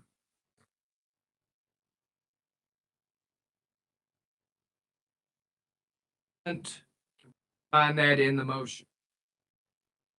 Yeah, absolutely, Mr. Sharp. So we're at this point proceeding to move forward. So Yeah, this is a move forward on the waivers so that the board approves the move forward and then we'll send it out for public comment.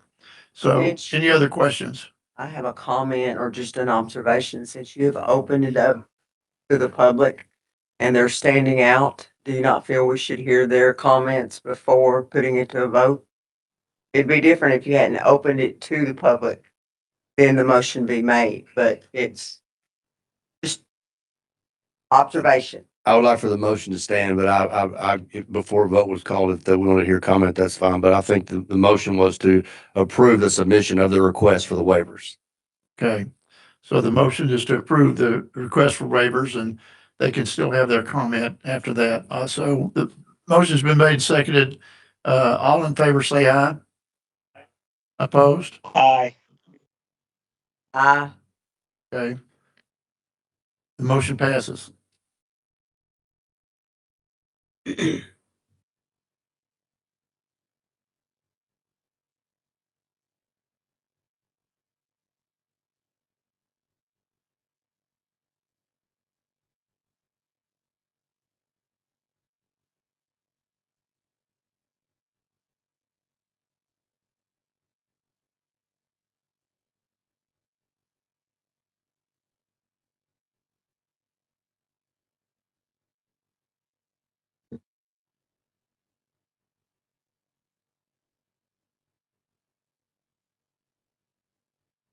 And right before we proceed, local boards, we just want to invite, or any guests, we invite you to kind of develop an order or a sequence on how you guys maybe want to present the board if you want to do so.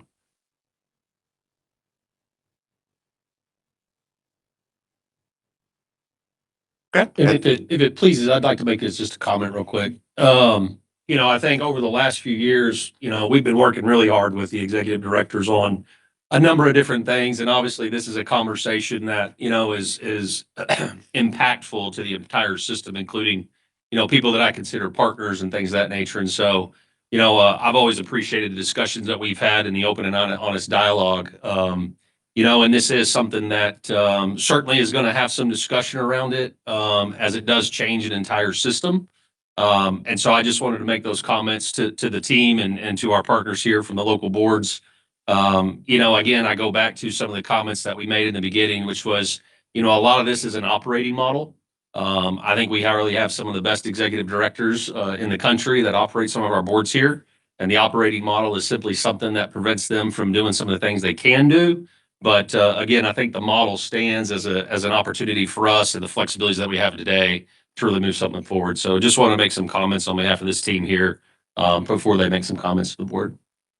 Okay, I don't know who's up first, whoever wants to, okay.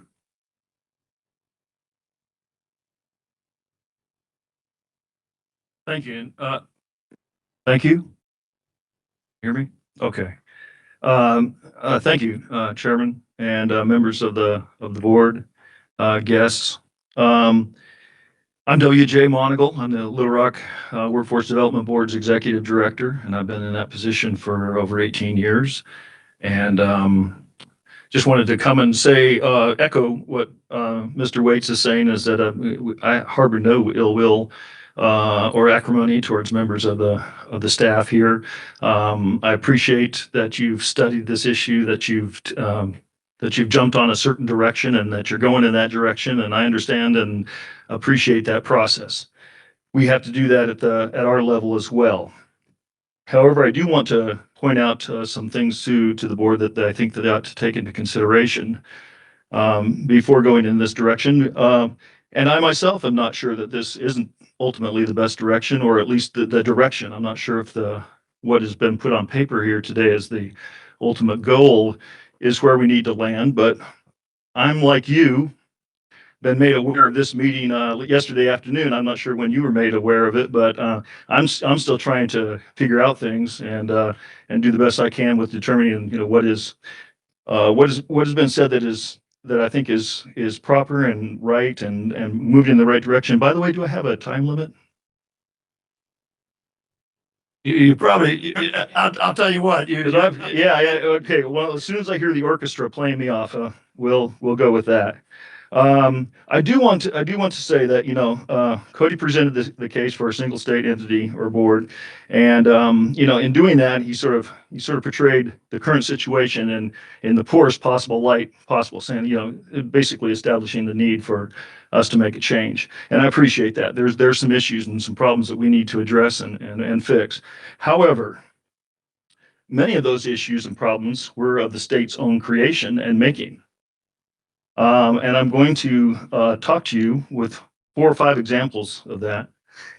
And please, again, if I bore you or my time goes over, let me know. But the state has created what we call our ETPL system, in the Eligible Training Provider System. It's a part of the AJL system called the AJL Provider Link. And that system itself has major problems. It's cumbersome. It's hard to use. It separates areas from one another, participating, communicating with approving programs. It's absolutely monstrous. And that is a creation and a sustainable system that the state has put in place that the local boards and areas now have to overcome. The monitoring process. Although I do have to give compliments to Ms. Joyce Akiti and her team that have been catching up with the monitoring system has been broken for 10 years or more. As I said, I've been here for 18 years and I've seen this for almost all of those years. We have just been given a final determination from our monitoring visit from the program year 2021. We have seen a system of monitoring that has taken a year for the state to get a response back to us. Then we have 30 days to response, and the state may take another year or 14 months. I've seen 14 months as long as that. That's a situation that the state created that then the locals are into answering one monitoring report, and by the time they get to the next year, they're already in the midst of a new monitoring visit and have to answer other monitoring questions. So who will monitor the state under this new system? Who's going to monitor the state? I have not heard that question answered. It has to be an independent outside set of eyes doing that. So I want to bring that up to the process, to your thoughts on this process. We see a lack of coordination between Title I, Title II, education, and workforce development. Title I and Title II don't seem to necessarily have to operate by the same system. We have to make an open door policy. We have to make sure that our customers have a choice, customer choice, of where they want to go receive their providing their training, their occupational training. We've been told that under certain organizations, the clients of other entities, workforce development entities, are directed towards one provider. They don't have to, that entity does not have to provide customer choice. They're directed towards one provider. It may be the cheapest. It may be the people that they have the most current relationship with. We don't know, but there's an elimination of choice there, and that deals then and leads to performance outcomes and relationships.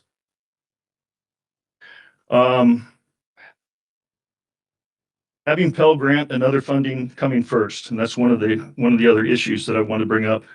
That is the topic of one of the waivers.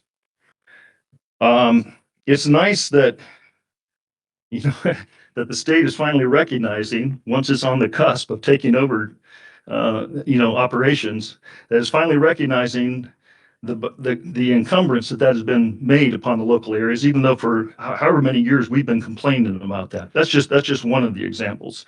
We've also been complaining about board composition, having to deal with 51%, attraction of board members. It was sort of funny to hear Mr. Waits talk about his options there and how he's going to have to make a balancing act, create a balancing act for the state board once it becomes into effect. That's the same thing that we've had to do for a number of years. And it's nice to hear that they're finally taking into consideration changing that rule when they are about to take over. The same thing goes for removing the agreements in place for youth with 14 elements. This is something that we have had in place if we chose to initiate the request for a waiver. So I can't put that all at the feet of the state. But there again, it's nice to see that the state is making proactive action to remove this barrier that has been placed on the local levels for all these years, on the cusp of them taking over in this situation. Maintaining a comprehensive center in each area. This is something that the local areas have struggled with for a number of years. It's a tough thing to do. It's a tough balance. It's coordination of all of our partners into these MOUs. Yes, it's a burdensome requirement, bureaucratic. But it's very nice to hear that requirement might be able to go away and you'll have more flexibility with that once the state is in a position to take this over.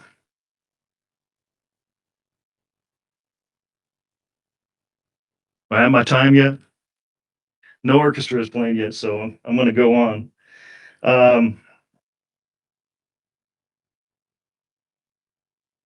How many jobs are we losing and gaining? Great question. I'll just say one last thing. No, a couple last things, but comments that were made. I was disheartened to hear the governor's initiative on reducing recidivism was a state initiative and an effort that is leading the way in terms of the reentry grant. The Little Rock Workforce Development Board has been involved with the reentry population for 12 years now. We've had 4 federal grants that have been specifically designated for that. In fact, when the governor's initiative came about to to address this issue, they came to us for advice. And we provided that gladly because we want to see those kinds of programs expanded. However, that was an initiative that was created by a local workforce board. We saw the need in the roots and the grass to develop a program that addressed the population and the needs of that group of people. I don't know if the state would see that with their mobile units and their fractioned workforce centers and there's operators that were helping people, through online only applications. Are they going to be in the roots? Are they going to be down in the grass? Are they going to be on the streets where they see the needs of that kind of issue come up and be able to address it in the way that we did? And in a way that has received national accreditation and attention. I don't know. I wish them well in doing that. I certainly do. But I think it's something that you need to think about before you say, yes, let's eliminate local boards and unvalidate their ability to latch onto issues that are important to them that may not be seen at a statewide level.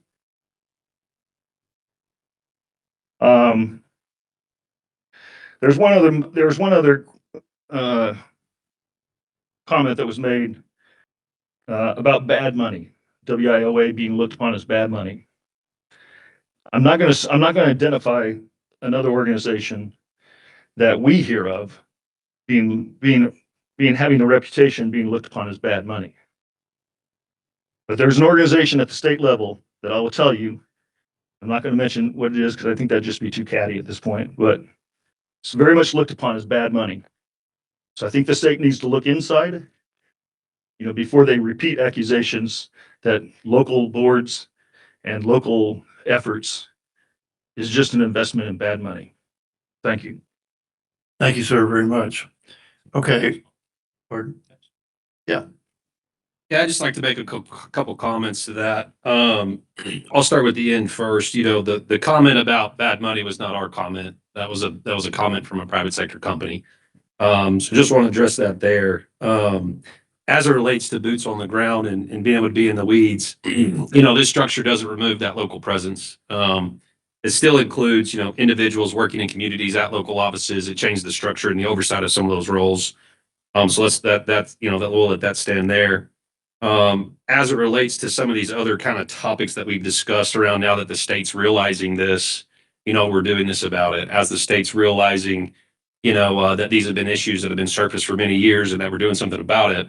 I think it's with context that prior to this administration at the federal level, this flexibility didn't exist. And so, we've had these conversations collectively as groups about some of this stuff, including monitoring, which I would agree that everybody thinks has been a better process.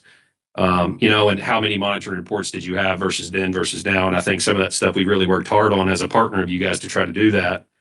As it relates to the recidivism initiative, we did bring in the Little Rock Workforce Board as a partner to try to assist in those conversations because they have been doing some good work with that. And I think that stands to be mentioned.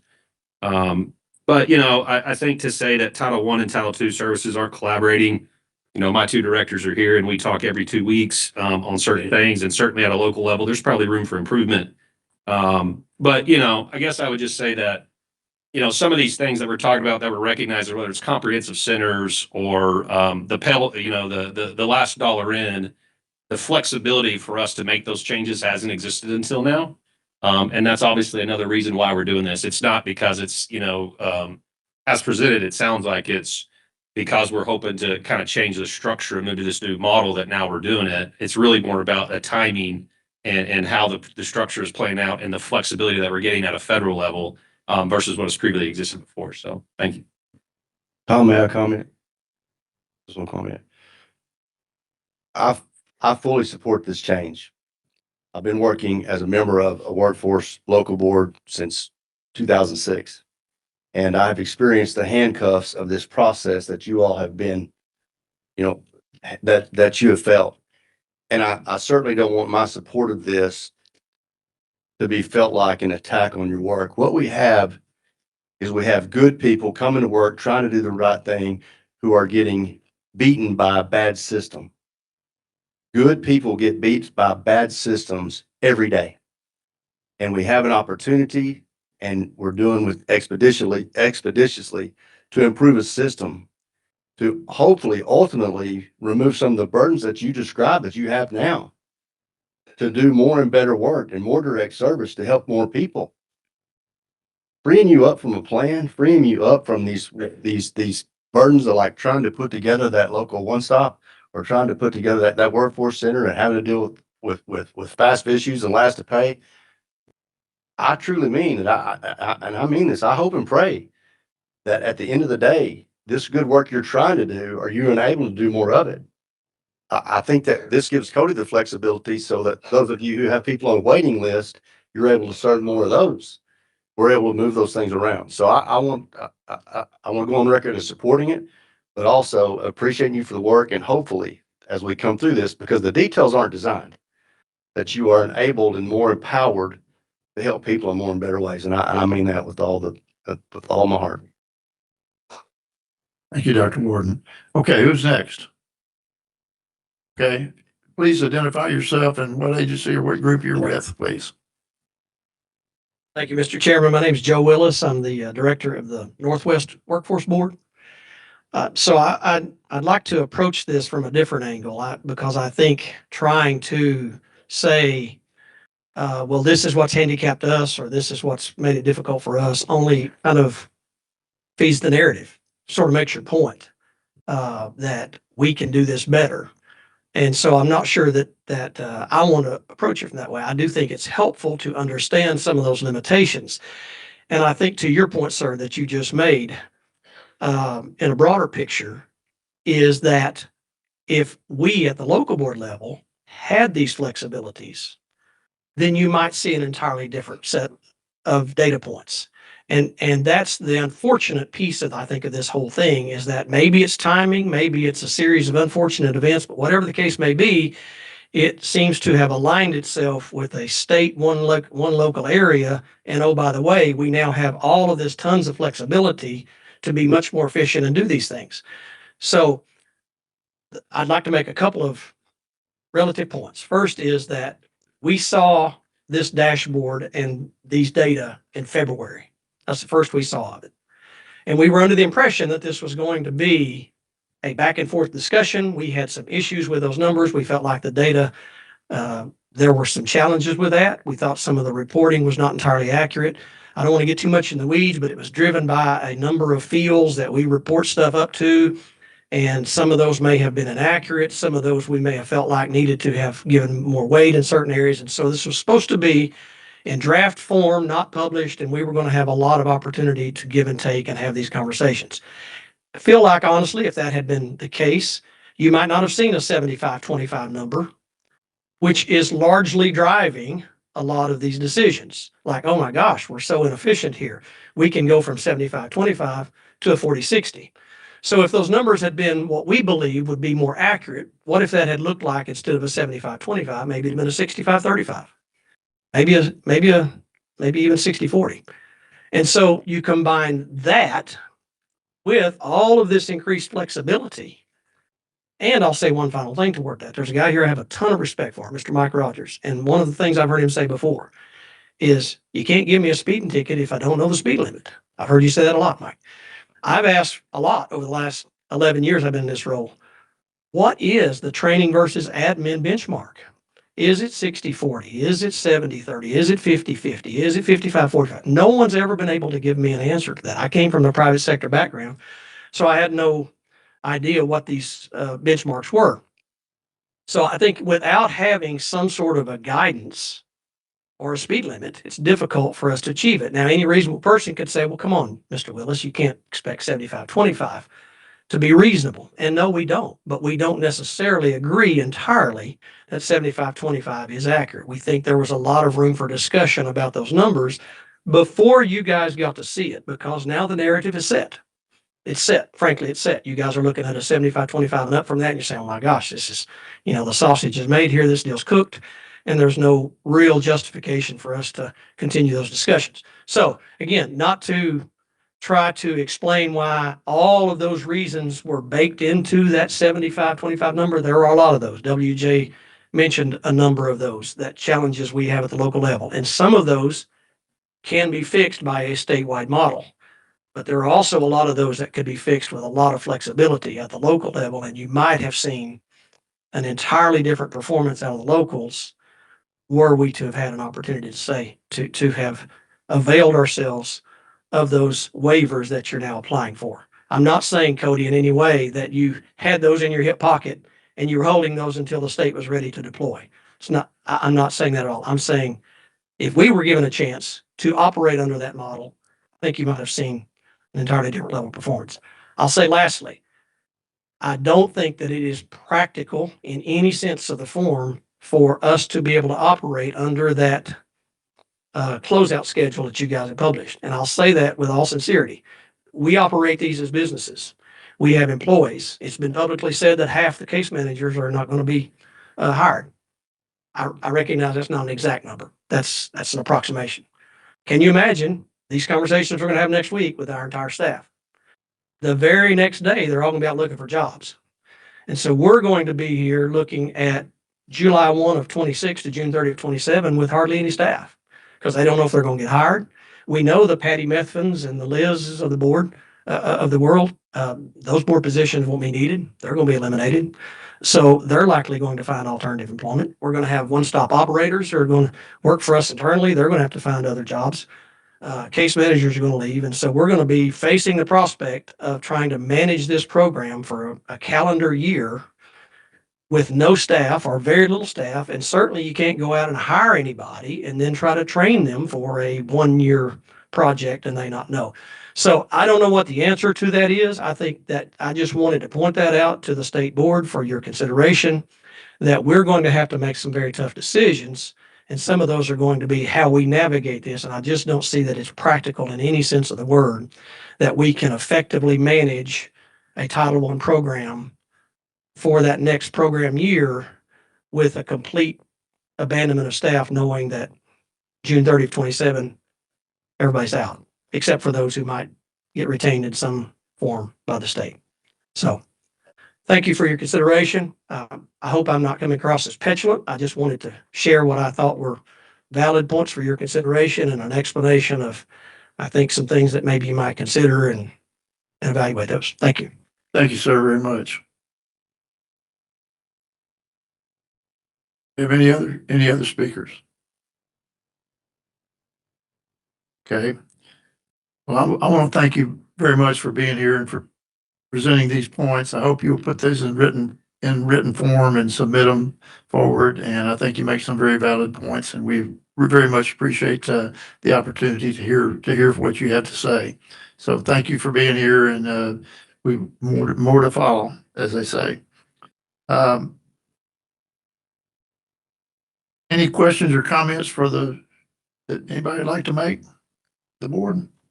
Are we going to be able to follow questions as they come in as board members, or when will we be presented with the findings during the public comments? Will we have like live access to that, or will we get all those after 30 days? How's that going to? Yeah.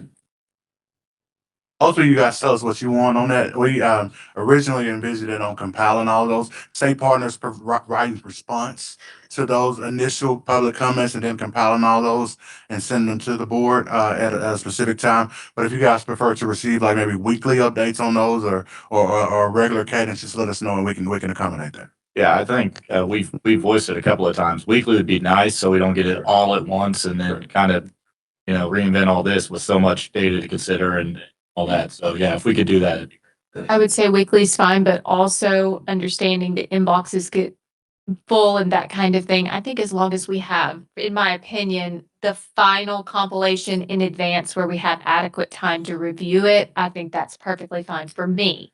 One thing I would just mention to that is I do think that a normal cadence of how we communicate that to you all is probably going to be beneficial, because the timing of when we get the full 30 days, the timing of when we have our next board meeting is going to be pretty tight.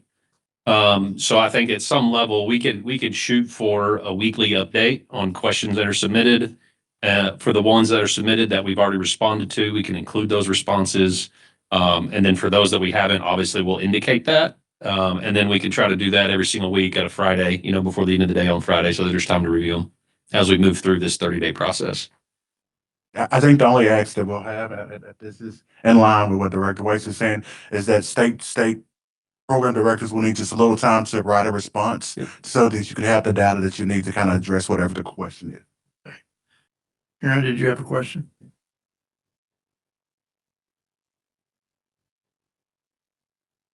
I've been around workforce development for a long time. We gone through this with apprenticeship, going through with the workforce development board. And I'm gonna say the same thing that I said. And I don't mean any disrespect. I didn't vote no against the waivers because I'm against them. I know you're for them 100%.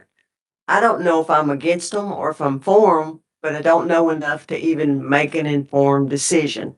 And that's my biggest concern is, going forward, yes, we'll get the additional information. And then I feel like I failed as, the strategic planning. It's just like the comment that Miss Becky made. This has never been brought before the strategic planning committee. And, I'm the chairperson of that committee. We've now got to go back and develop, a brand new strategic plan. And that's kind of the concerns I have, when we go out for public comment, and people start addressing these issues. Do we have to address the issues or do we just make a statement that this is probably kind of what we think we're in the dream gonna do? Or do we have to actually answer the concern? Because I don't know the answer. I don't even know how that process works.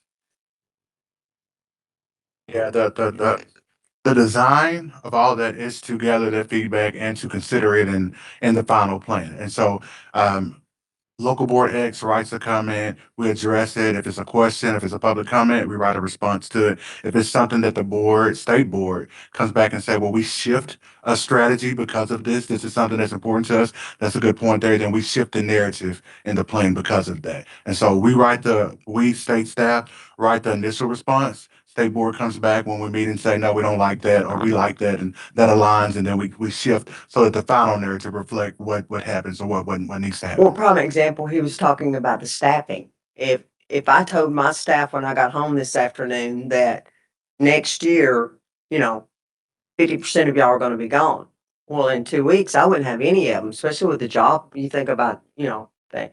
So, that is something that we need, our timeline. That's not something anyone here even thought about until, well, I know I didn't. So that the timeline will definitely, how are we gonna accommodate that and how will we staff? Because the number one thing we all have to keep in, we cannot lower our services that we're providing now. We're trying to increase them. And through this transition, if we plummet, that looks bad on all of us. And first and foremost, the Arkansans deserve better of us than that. And, we've got to make sure that we're providing service. And if we do affect that staffing, that we get that taken care of somehow, some way. Yeah, I'd add a contingency plan of some sort, obviously, is now, I think, paramount, now that we've even had the discussion. Second point, it seems like everybody, minus the one, state board, I think these waivers have, we've just heard from local board improvements. I'm very excited about the waivers overall. I mean, that entirely positive for the state workforce system, regardless of one board or multiple. So, like to applaud you guys on your work, and I think even the local boards, everybody's going to come out ahead because of those. To what's been echoed, those certainly a few points I had not considered.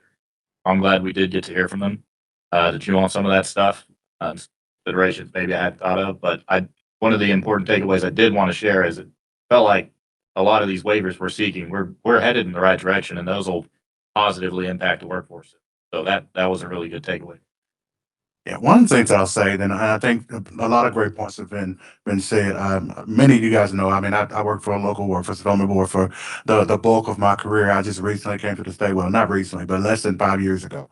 And so I definitely understand all sides. I understand why this decision makes sense from a business standpoint and from a participant standpoint. I think ultimately, outside of protecting maybe the organizations and the structure as it currently is, we have to put participants and employees first in this decision. I think we have to also consider good transitions in all of this. And so, one of the things I'll definitely say, regarding a couple of comments that were made, that is that I feel like the state, just since I've been here, and even before I came here, has done at least some due diligence on trying to address some of those concerns. For instance, the training dollar concern. I do know that former person in my past position, Chris Jones and so forth, he did have conversations with DOL to try to make some of those things happen before the state just ultimately said, no, we can't do it. And a lot of the other flexibilities with the comprehensive centers and a lot of other things that were mentioned. Most of those things, as they were raised to the state level,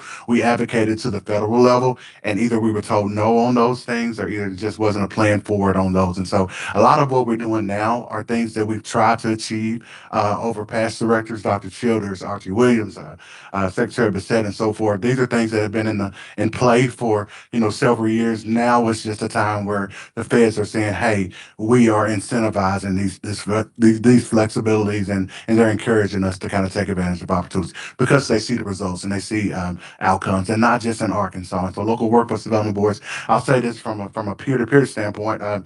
This is not a reflection of you, and it's not personal. This is something that's nationwide. This is something that each state, is having the conversations with local workforce development boards, and it's something that's not unique to Arkansas. So it's not an attack on local workforce development board. I think you said it eloquently, Dr. Warren, in a lot of your comments, but that's something that I echo as well. Any other comments?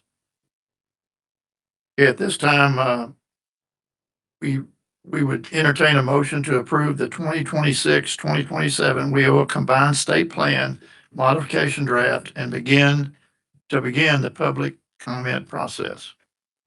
So I would entertain a motion to, I'll make the motion. motion's been made. Do I hear a second? Motion's been made and seconded. Any discussion? All in favor of the motion, say aye. Aye. Opposed? One opposed. The motion passes. The next agenda item is item 6. The WIOA Regional and Local Plan Modifications. And aligned with the state plan modification cycle, the state board must also initiate regional and local plan development. Here to present the requirements and details of the state guidance to the local workforce boards is Ms. Stephanie Blair, WIOA Policy Program Manager with the Office of Employment and Training. Ms. Blair. She's working her way to the mic now.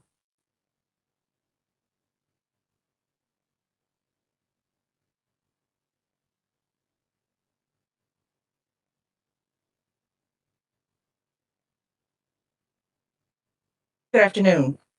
As you know, back in 2024, each local workforce development board submitted their 4-year plan to be reviewed and approved by the governor. As required by the Workforce Innovation and Opportunity Act, those plans must be modified at the end of the first 2 years. Each local workforce development board, in partnership with their CEOs, must review their regional and local plan and submit to the governor modifications that reflect any changes in the labor market, economic conditions, or other factors that impact implementation of the regional and local plan. This requirement to this modification promotes accountability, flexibility, and continuous improvement. It ensures that workforce systems are not only compliant with the requirements outlined in the Workforce Innovation and Opportunity Act, other federal and state requirements, but also adaptive and aligned with current conditions.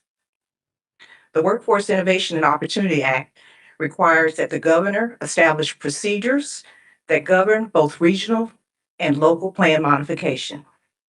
Included in your packets today is guidance for the modification of regional and local plans in the form of an issuance and templates to assist the local workforce development boards and chief elected officials in responding to each of the required elements and components.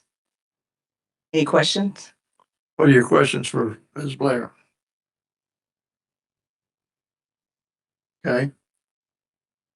Hearing none, I'll entertain a motion to approve the fiscal year 26-27 WIOA regional and local plan modifications issuance and accompanying submission templates. Do I hear a motion to approve? Motion's been made. Do I hear a second? Motion's been made and seconded. Any discussion? All in favor, say aye. Aye. Opposed? Aye. The motion passes. Okay, Arkansas has agenda item 7. Arkansas has been blessed to receive numerous grants in recent years for workforce development, education, and data prospects. The funds are needed to carry on the goals and objectives we hope to achieve through the state plan. The next 2 agenda items are grant opportunities to secure more funding. We will hear from Dr. Tina Moore with the Arkansas Department of Higher Education and Dr. Aaron McCarley with the Office of State Technology about the CTO challenge, which requires the involvement and support of this board. Dr. Moore and Dr. McCarthy.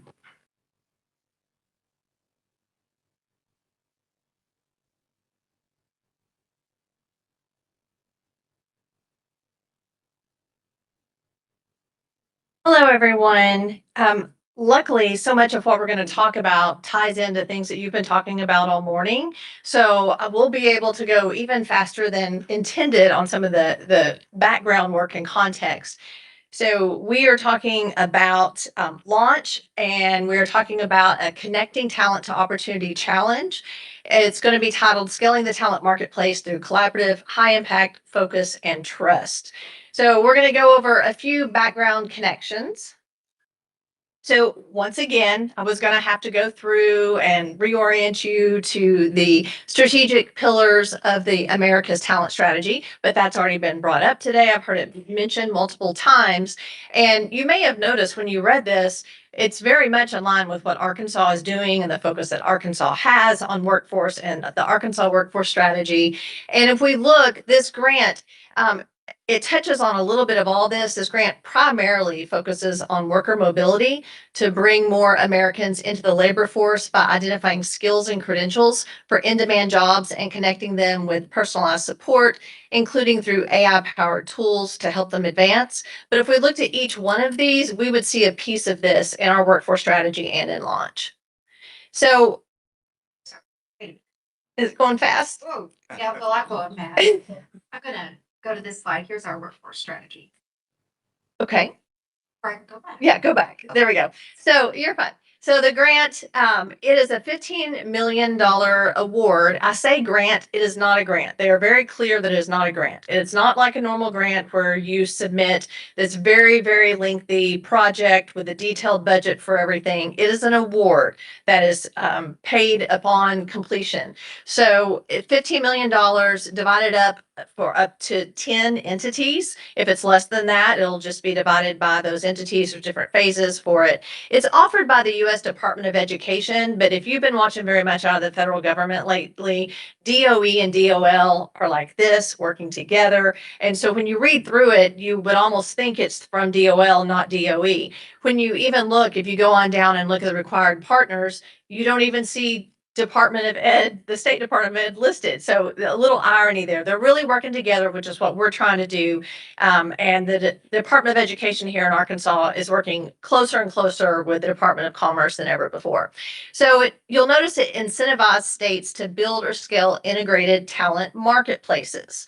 And it also says that this has to go through the governor's office to be a builder of a talent marketplace or a scaler. Scaler is bolded there because that's what we are.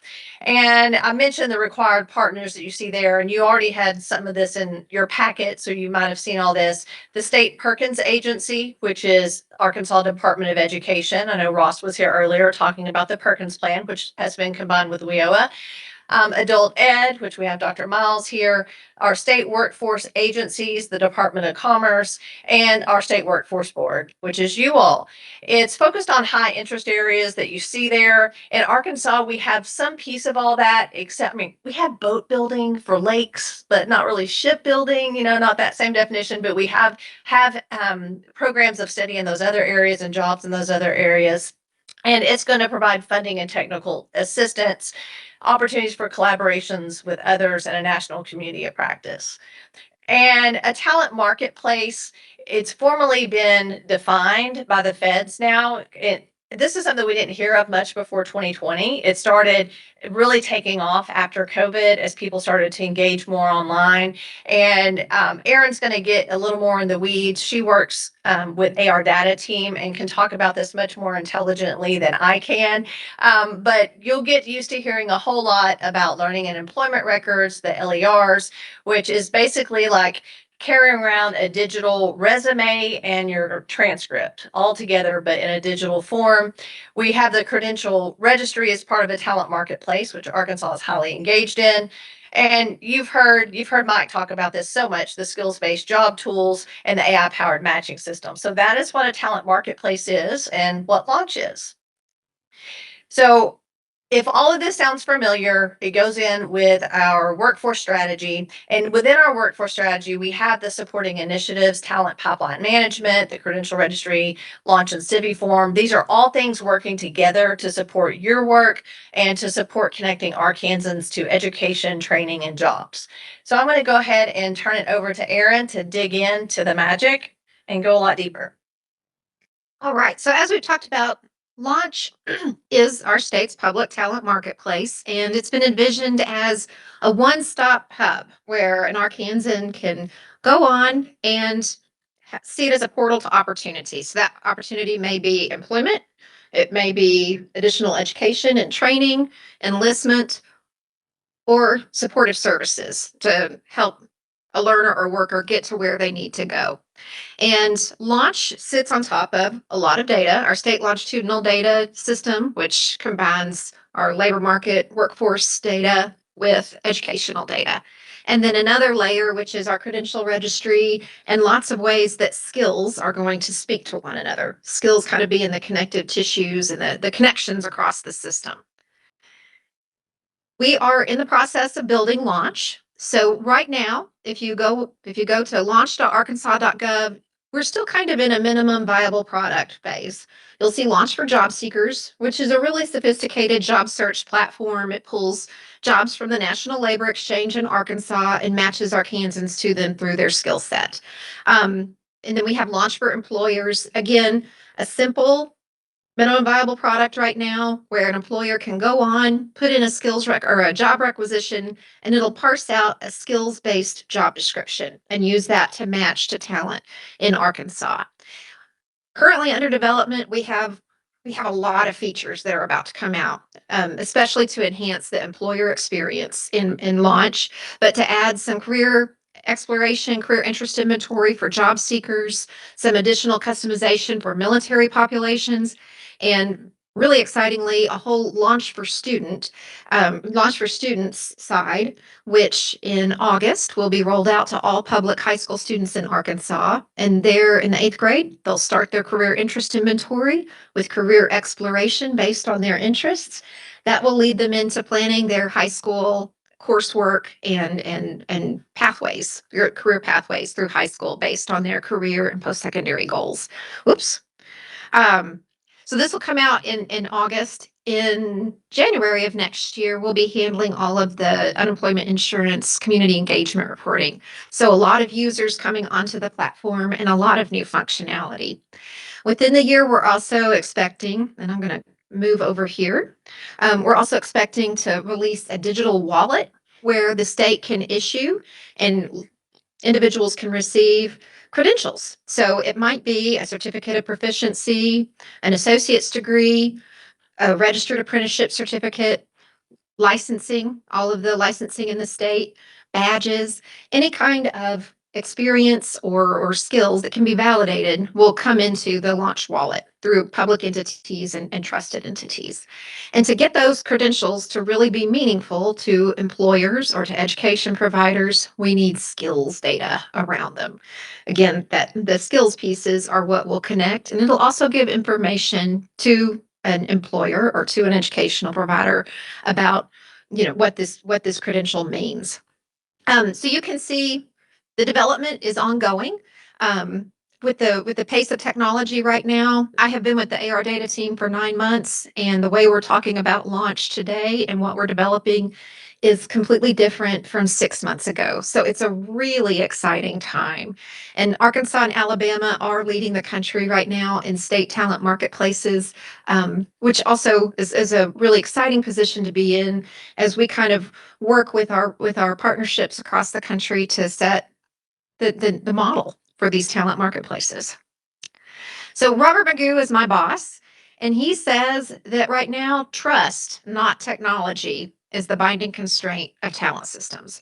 So if you have been trying to hire through an applicant tracking system or apply for a job, it's pretty miserable right now with AI. Things are very congested. You don't know if a job is real, and you don't know if a candidate is real, and or if their skills are real. So we see the talent marketplace as being a service that can help solve for this. But in order for them to be trusted, we've got to have credential and skills data that people trust.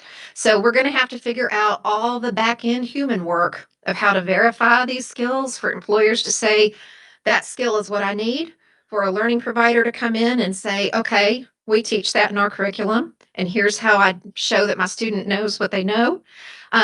Ways to signal in the system to an employer or an education provider that this is a verified skill. This skill has been self-attested, so it may or may not be true. So different ways to signal our confidence about the skills. And then also testing that the individual is who they say they are, and that it's a legitimate employer or education and training provider. So all this is going to take a lot of human work, which is going to be a lot of collaboration. And with the WIOA Perkins Combined Plan, we have other pieces that are coming together as America responds to this workforce transformation that are going to help with this. So we'll be leveraging all of that. So with the Connecting Talent to Opportunity Challenge, we are looking at the priority industries of aerospace, aerodefense manufacturing, energy, skilled trades, and possibly IT and AI as they bear on these industries. We're talking about doing Southwest Arkansas. We're still putting our plans together. So if you have feedback or ideas, please let us know. Programs will be both on the ETPL and Perkins funded, working with Dr. Miles's team on adult education and wage, and bringing all of this together to have a small kind of pilot community to figure out, okay, what's going to be our process for identifying these skills, for having employers and learning providers get together, for how we're going to say that the individual has actually learned it, not just taken a course, logged in and not really been there. We want to know that the person can do the thing. And then how do we steward that, especially as skills are changing very quickly in our workforce landscape with the technology changes that are happening. As part of the challenge, we're expected to issue our first credentials and then demonstrate that we can send credentials back and forth with another state. So our friends in Alabama, we've talked with them. They're going to be working they have shipbuilding, but they've got these same priority industries in their state. And so we're going to do some experiments of sending these back and forth to the Alabama Talent Triad, which is their marketplace, and launch. So this is our main idea. Here is our draft impact statement as it read this morning. Building trust through deep skills, data, publishing, and governance, which is a wonky way to say, again, we're just going to work closely together, dig in, roll up our sleeves, and figure out the most efficient processes, documenting how we're going to work together and maintain current skills in the launch talent ecosystem. We believe that by cultivating this trust, this is going to drive adoption across the state and awareness. There'll be a lot of professional development. And as more and more users come into launch and trust it and bring their skills data into launch and give feedback, it will continue to improve the results that our users get. So that's it. If you all have any questions at the end of the slide deck, I suspect we're out of time, but we do have more about the different components of the I grant. just have a quick question. You may have said this and I may have missed it. When is the grant, when will it be approved? It is to be submitted on April the 30th through the governor's office. Okay. So we've got some time. Do we know when the grant would be possibly issued, or? It's a very quick turnaround. Yeah, it's in May, and I believe I was looking this morning that it's in May that they'll announce, and there are 3 different phases. And like the first phase is, and I would have to pull it up to look at it. The first phase is a smaller amount of money, then the second phase a little more, third phase a little more. And like who said, it's not like a normal grant. You don't get the money up front. It's after you do the work. And some like, even though we don't have to have a budget, we're still working on the scope of work. We want your approval before we move forward on anything. So we're still working on a scope of work and how that would look. The down and dirty, and we've used a lot of big terms here, just like the down and dirty part of it is we've reached out to 3 community colleges in the Southwest region and identified their programs of study that are in those areas that we looked at, advanced manufacturing, et cetera. And we asked them, would you work with us to let us work with you and your faculty to look at those programs and drill down to the skill level so we can know, because we right now have a credential registry. Those programs are in the credential registry already, but right now it's not down to the skill level. It'll just say like a certificate of proficiency in advanced manufacturing or a plumbing apprenticeship, those type things. Getting down to the skill level is what's going to take some work. There's some fancy ways to do that, using some AI tools to pull from syllabi. And then we need faculty though, because we're not just going to trust the AI tool to get that right. Faculty will have to go back in and review what that pulls out and says, yes, this is what we do. And then we go to employers and get their feedback too.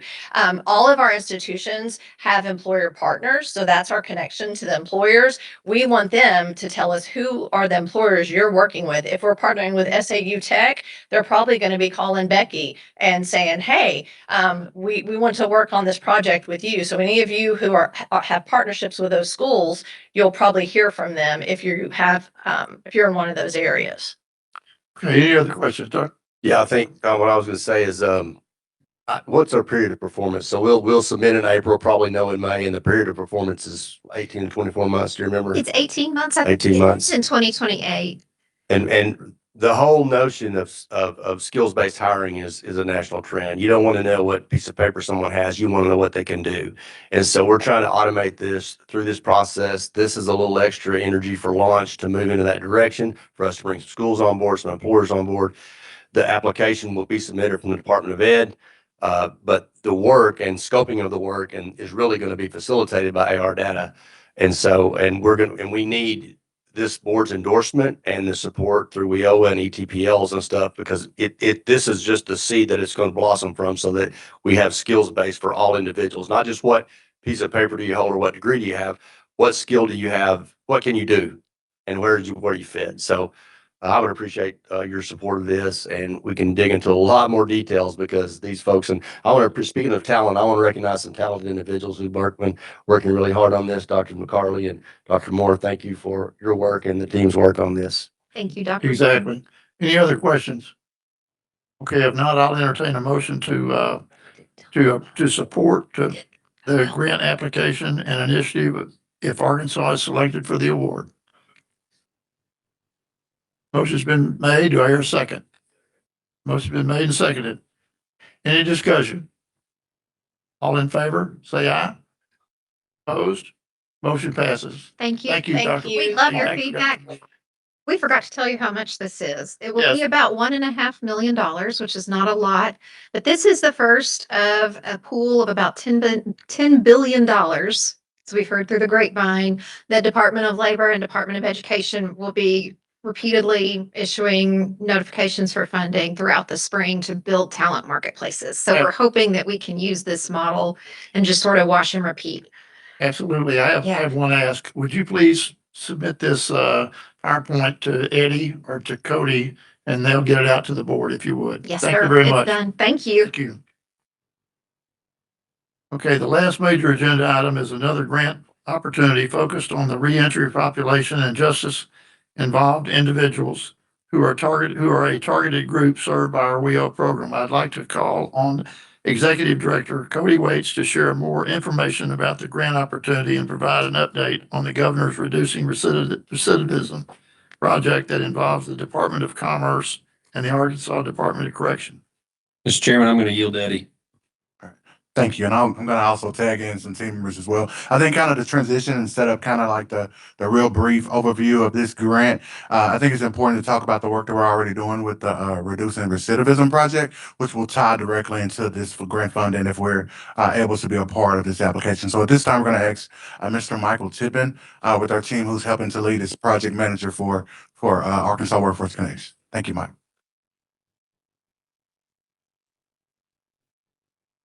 Thank you, Eddie. Yeah, in support of the governor's recidivism reduction initiative, we have teamed with the Department of Corrections Central Arkansas Community Corrections Center here in Little Rock. And what they're doing is it's called a Future Fit program. There's going to be 5 cohorts of 20 participants each. It's for a 10-week program, and what they do, they go through at the end of the program, they're going to gain 3 credentials, the OSHA 10, the ACT National Career Readiness Certificate, and then the Future Fit Production Operator Assembler Certificate. So this is geared towards manufacturing. They get the chance, in addition to the classroom instruction, they have a hands-on model there. They can get introduced to gears, to all the different things that you might see in a manufacturing environment. We are involved, we've taken the lead in case management because we meet with participants twice a week on Tuesdays and Thursdays. We talk to each of them and identify their barriers. We do their initial assessments, and the hope is to connect them directly with the state and state agencies and support agencies both before and after they get released. So we have a navigator that meets with them on a weekly basis, and she will continue to make direct contact with, whether it's WIOA, whether it's Restore Hope, local support agencies, to support them when they get out. We're also trying to set up interviews while they're still in there, virtual interviews with employers. And we're also making contact with different employers. We have a list of employers across the state who are interested in hiring justice-involved individuals. We're actually reaching out to these and adding them to the list on a daily basis, making contact with them so that once they complete this program, we can say, here they are. You know, would you like to do an interview with them?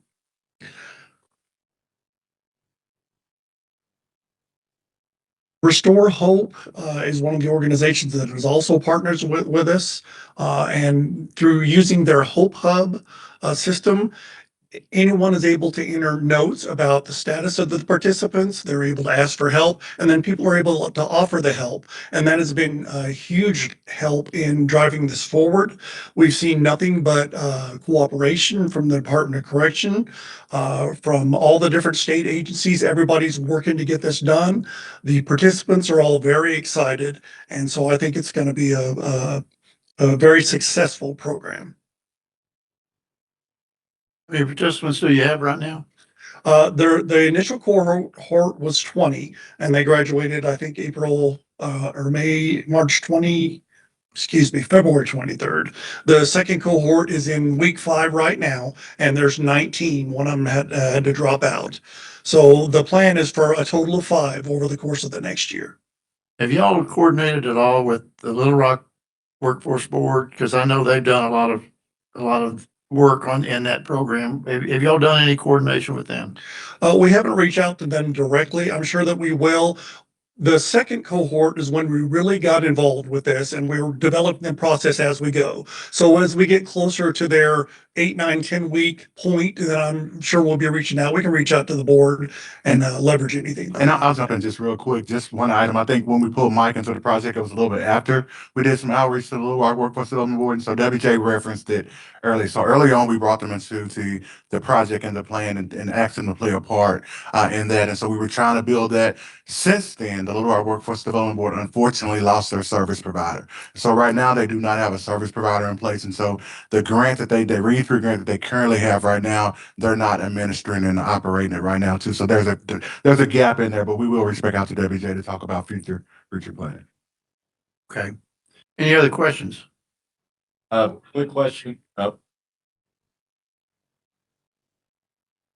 The credentials they'll get the OSHA 10, the ACT Career Readiness Certificate, and then the one specific to the program, which is called the Future Fit Production Operator / Assembler Certificate.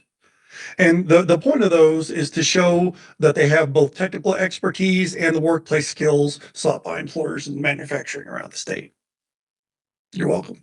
I was just curious, outside of or beyond the work opportunity tax credit, if the state's investing any incentives for employers to hire this population, or if there's anything like that. We will be. I know that WOTC, there was a hold right now because they're still taking applications, but they're not able to guarantee that the funds will be there. But yes, any incentives that we have, we are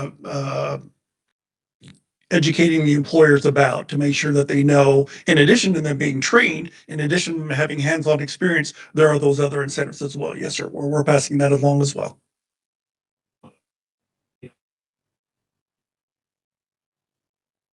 Those are the main two that we're looking at now. I'm not sure, Director Waste, I'm not sure if there are any additional partners that we brought into as far as like incentivizing employers, They maybe for register ADC. apprenticeship, they get the automatic tax credit.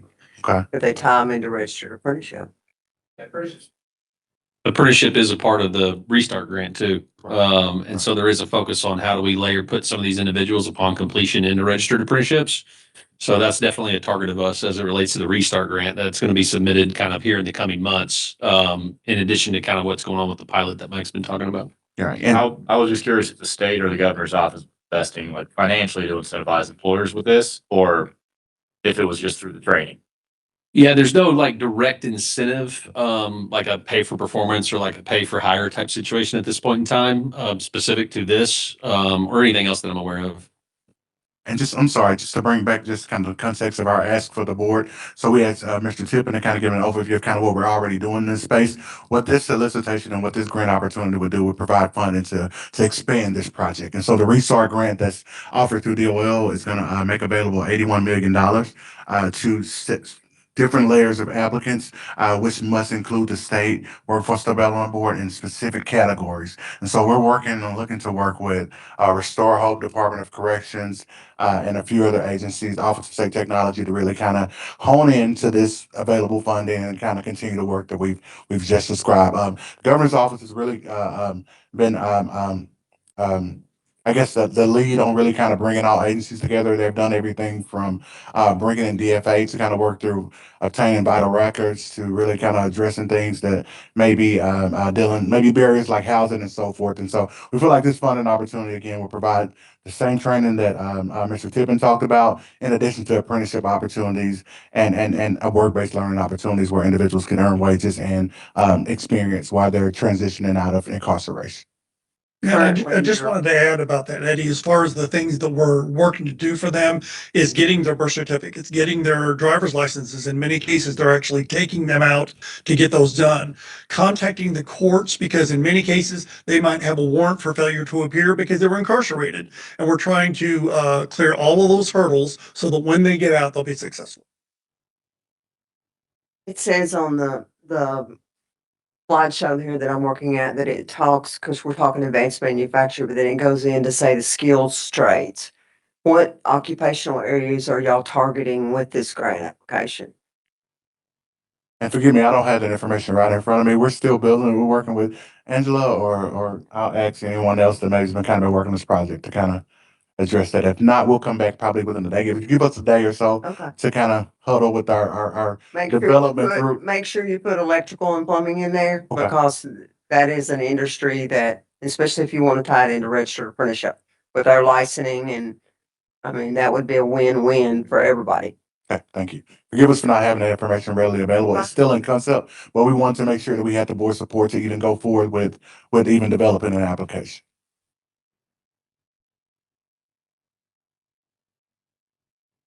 That's what I was gonna say, roofing and plumbing as well. Okay, any other questions? Okay, at this time, I'll entertain a motion to support the grant application and the initiative if Arkansas is selected for the award. Do I hear a motion? Do I hear that motion? A move- Second. Motion's been moved and seconded. Any discussion? All in favor, say aye. Opposed? Okay. I'm sure that everybody from the public that's spoken has already spoken, but is there anybody from the public that would like to speak at this particular time? I've heard going once. Going twice? Okay. I want to thank the board for three things. First of all, I want to thank you for being able to rearrange your schedule to make it here today, because I'll tell you, that's not always easy to do, particularly during spring break. And I recognize that, and we apologize for having to have such a short fuse meeting, but we need to get this moving down the trail. Second thing I want to thank you for is for your participation in the meeting and for your questions, because there's some absolutely outstanding questions. We've still got a long way to go, but continue to best foster those questions and come up with those ideas that you have. And the third thing is for being able to sit through this for as long as we have. And me without a bathroom break at being my age, I can tell you it's tough. So anyway, that's a tough thing. I hope that doesn't go out across the airways. I'm sure it will. Maybe the governor won't hear it. But anyway, anything else for the good of the board? If not, I'll hear a motion to adjourn. Motion to adjourn, seconded. Any discussion on that? All in favor? Aye. Meeting adjourned.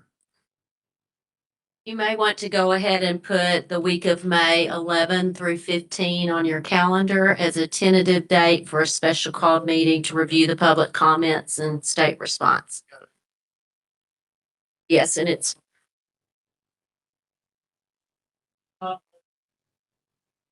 no, not the entire week, just one day.